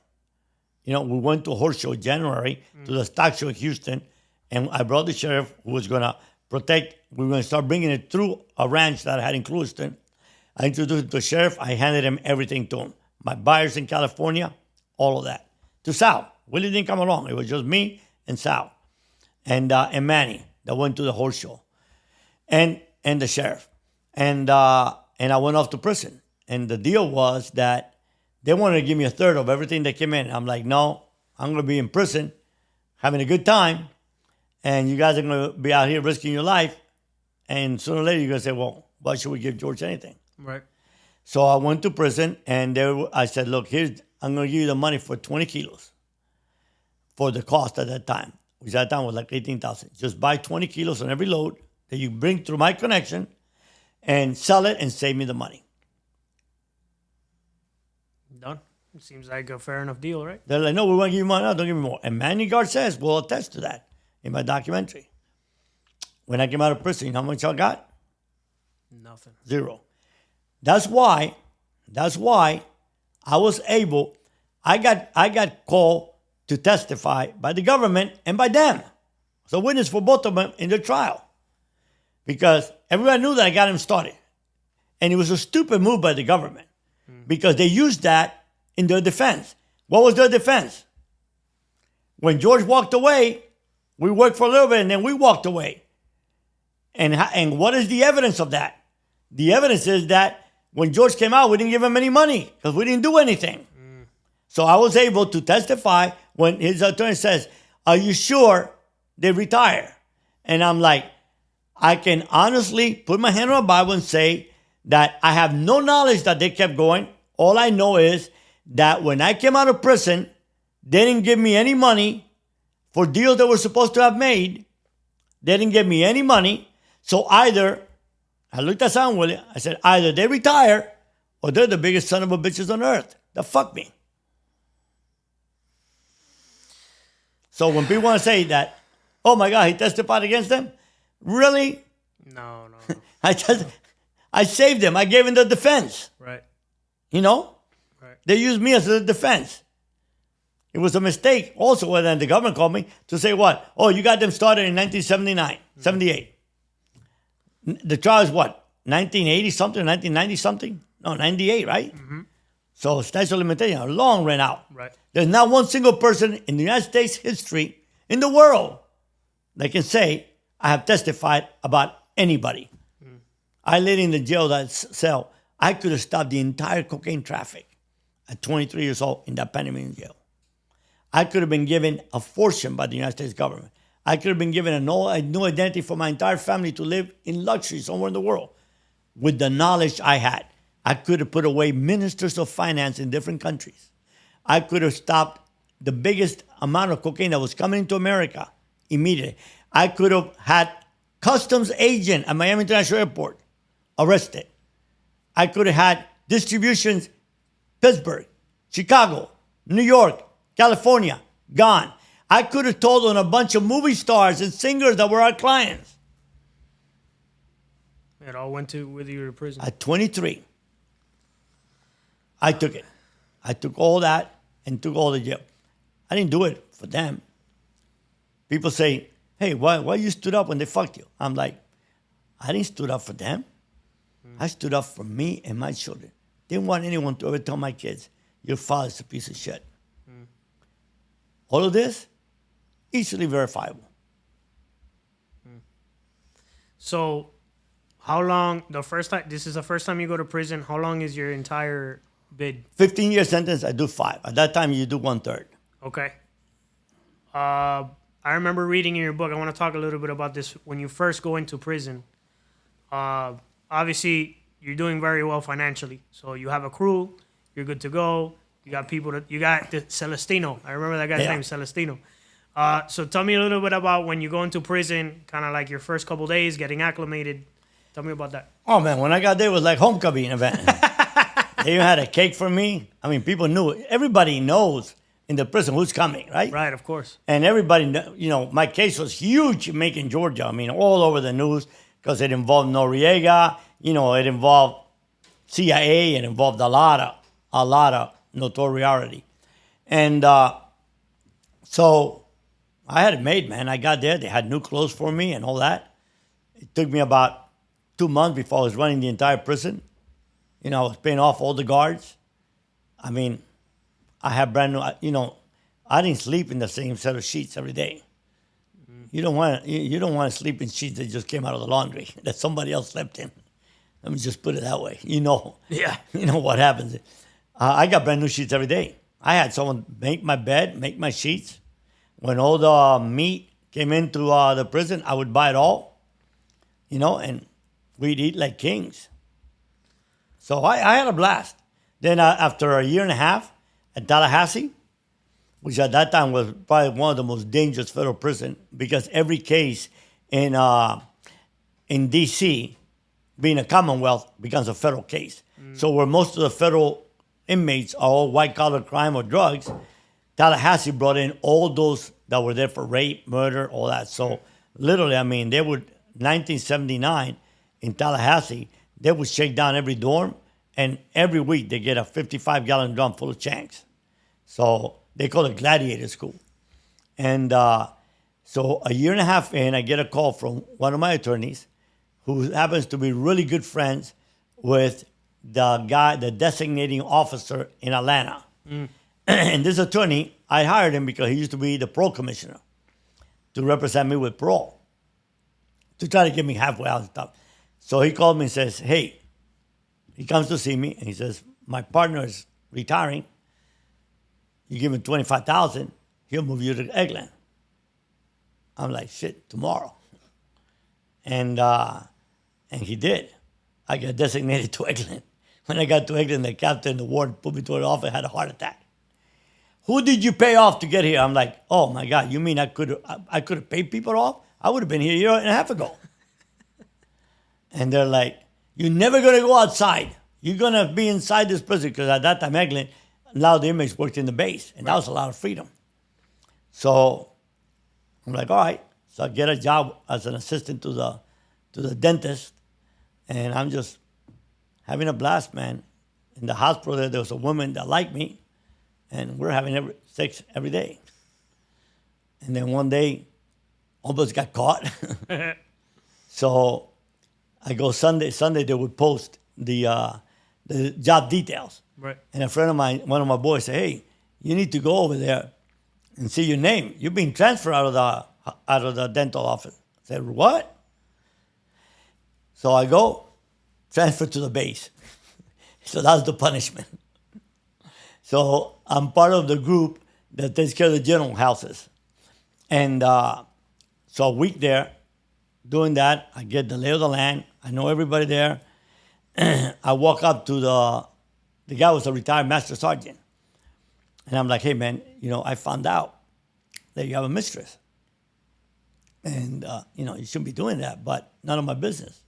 But I'll make a deal with you. If you just pick me up in the detail and you let me run the crew, I'm going to make sure the job is done impeccable, and just don't be on my ass. Leave me alone. Let me do whatever I got to do.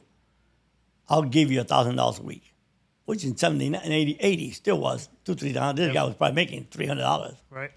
Oh, he goes to curse me out. I mean, literally curse me out. I'm like, hey, don't get excited, man. You're the one that's cheating, not me. Get the fuck out of here. I said, fine. Next Friday, we had those big old military trucks, had all that toros and weed eaters and I mean, literally full of equipment, about $30,000 worth of equipment. We come in, he checks us in, then he goes back to check his truck, and he starts screaming, Valdes, Valdes. The guard said, hey, Valdes, stop. I said, okay. So he comes and says, I need to see you right now. Where's all my equipment? I said, what are you talking about? Where's all the equipment? I said, in the back of the truck. Ask the guys. And the guys were there. Hey, guys, didn't we just leave all that equipment in the back of the truck? Yeah, it was all there, as we always do every Friday. Guys start crying. I said, I got you, motherfucker. I got you. I said, look. He said, that's my retirement. They're going to take that. I'm responsible for that. He said, that's all the money I have. I said, look, I'll make a deal with you. You accept that deal I offer you. And you let me do what I got to do. And I'm going to try to find out where your equipment went. And if not, I'll give you the $30,000. You will? You will? I said, yeah. I said, deal? I said, deal. Okay. Come Monday, I said, I think I know where it is. Just stay here. I go. We had it hidden in the beach. And I was like, all weekend long, oh man, I hope someone don't find this shit. They're going to think they found gold mine. We had limbs of trees and all that all over it. And yeah, he let me run the crew. So I bought an apartment a mile from the prison. And I bribed one of the general's wife, or not bribed her, I gave her a big screen TV, gave me a sticker. I said, look, my family's always in line for hours. They come from Miami.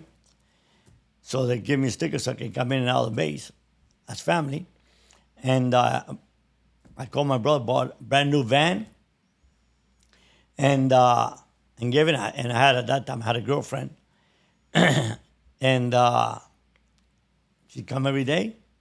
take me out. I go to the apartment every day till 3 days before I was released for 2.5 years. And she's like, and he's like, so when I got out, it was a lieutenant who was a good friend of mine, says to me, hey, he's walking me already out. I'm like 10 feet away. At that time, I married her 6 months before I was released, thinking that I was going to get out early because I was married. I didn't get no furlough, nothing. So I said, he's like, can I ask you a question? I said, I believe, the administration believed that you were seeing your wife. You're free now. And you know, I would never tell on you. You better not, because I've been giving you freaking money left and right. I said, were you? I said, yeah. He said, every once in a while. I said, no. I said, okay, I thought so. I said, every day. He said, what are you talking about? He said, numerous times we had details looking all over that base and couldn't find you. I said, that's your problem. You're looking in the wrong place. I wasn't in the base. I was outside the base. He's like, do you realize you could have been caught for, you would have been charged by the military? You would have been charged for us? I said, didn't think about it. I was just having fun. So, came out, same thing. Al Willy didn't give me nothing. And I started back again with Manny. So this is 84? Came out, yeah, July of 84. There's something in your book I remember you referencing, and it was around, I think it was whenever you got arrested, or maybe you were in prison, you had something, you had a thought that you said, the government became my adversary. And my attitude became, I'm the smuggler, and you guys' job is to catch me. Come and catch me if you can. Well, the DA agent in my case, right? When I got convicted in Macon, Georgia, I walked by him, and I shook his hand. Freaked out. I said, congrats, and I left. When people think about me, I said, look, I never saw the government as my enemy. They were simply my adversary. Right. Their job was to catch me, mine not to get caught. They caught me, they won. Think about it. This is 1980, and it was about, I want to say, I did an event at a church, in a big church in Wheaton, and this guy came to me maybe like 5 years ago, and just came up to me, and there was a lot of people buying my book, and I signed the book, dedicated to it, and didn't say who I was or nothing. Bought the book, left, and then about a year later, he called me. And he says, you know, I read your book, I'm very impressed. You don't remember me. You shook my hand on the way out of the court, and I'm, you know, my name is Thompson. I was the DA agent in your case, and I'm a Christian, and I wanted to make sure that your conversion was real. And we've become very close friends today. I mean, he's in my documentary, you know, Thomas Thompson, just a great guy. I mean, unbelievable guy. This guy was undercover with the Gambino family. I mean, and it's interesting because I asked him one time, how do you deal with that you were undercover as a gangster, and then you come home, and on the weekend you would go to church with your family because he's a very committed Christian. Yeah, tough life, man. But just, he believed in he was fighting crime and was willing to do whatever it took to do it. That's interesting. I've never met anybody who's friends with the DA, Yeah. DA agent that caught him. I mean, none of those people, you know, I never treated anyone with disgust, never cursed at anybody or nothing. They were just out to do a job, man. Right. You know, so they won. And, you know, actually, not only did they win by winning the case, but they won by saving my life. Right. What would have happened if I didn't go to prison at that time? When the whole thing was beginning, with all the killings and all the deaths in Miami and all the murders, and Pablo now getting power and really killing all those people. What would have happened if I was in the middle of that? Well, I came in at the tail end of that. Right, but there's I have an interesting theory about that. I think because you were taken out of the picture, that whole power vacuum happened, and that's why there was all that shift, because you had this reputation as being a nonviolent, respectable businessman in the cocaine trade, but then you come out, and that's when the rise of all these other figures that we know, all the violent guys, the Escobars and the Griselda Blancos and all those people. So I would argue, who knows what would have happened? Who knows? But there was a possibility that because you were involved, it was more of a business instead of kind of like what it became, which is just corruption and greed and with murder. us, it was strictly a business. It was all a handshake. Right. Listen, we were doing millions of dollars a month. So let's say I sent my guy to California to pick up. Right. On the average, we would pick up $2 to $3 million a week, $5 million. You think that my guy sat there and counted every freaking dollar? No, he would come to Miami. We have a team that would count all the money, and I would say, hey guys, you're $100,000 short or $10,000 short, or you're $3,000 over. And that was it, no conversation. That's how we dealt at that time. Didn't carry guns or anything like that, you know? It's such a stark difference from... We're just young kids. Yeah. And that's the message that I want your audience and the people in Miami and around the world to know. That was the Cubans we were. That was that generation of very honest, hardworking. We didn't come to America for a handout. My father refused to take $1. He came to America for a hand up and sacrificed and worked really hard and had nothing and made it. Same way that later on, those same principles I saw my dad do when I came out of prison, dead broke at the age of 40 with a big old label that said twice convicted felon, don't hire me. And I built a multi-million-dollar company. And I had White House clearance. And I addressed members of Congress, the Senate. I addressed the flag officers of the Pentagon. Unless you're in the military, you have no idea who the flag officers are. But they are the Secretary of Defense, the Secretary of the Air Force, the Secretary of the Army, in the Pentagon. So I have in my office, I have an eagle that they gave me, Dr. Valdes, on your visit to our Pentagon, September 1 of the year 2000. 1 year to the date where the airplane would land. And I was my company, years later, was part of cleaning up that Pentagon of, 111. Oh, man. Not bad for a Cuban kid. But anyway. So, back to 1984. You link up immediately with Manny as soon as you get out. Yeah. And you're back Actually, at that time, Manny was in jail awaiting extradition. But I linked up through his wife and through his brother-in-law. Okay. And then I started working again. Now I started working with Pablo. I started working with Frank at the beginning. And then with Gasha. Did many, many loads with both of them. And then other people that Manny would arrange the loads with. So at this point, you had no intention of stopping whatsoever, of course. I didn't have to. That's the sad part. I had a big cattle operation. I was a multi-millionaire. I didn't need to. Even with all the money, even though I didn't get no money from San Willy, I had millions put away. Right. They didn't catch $1. They couldn't seize one asset because I had everything structured with foreign companies. And at that time, the government wasn't even savvy to foreign companies. So say goodnight to the bad guy. You looking at the bad guy, bad guy. This the last time that you ever see a bad guy like me. You don't have the guts to be who you wanna be.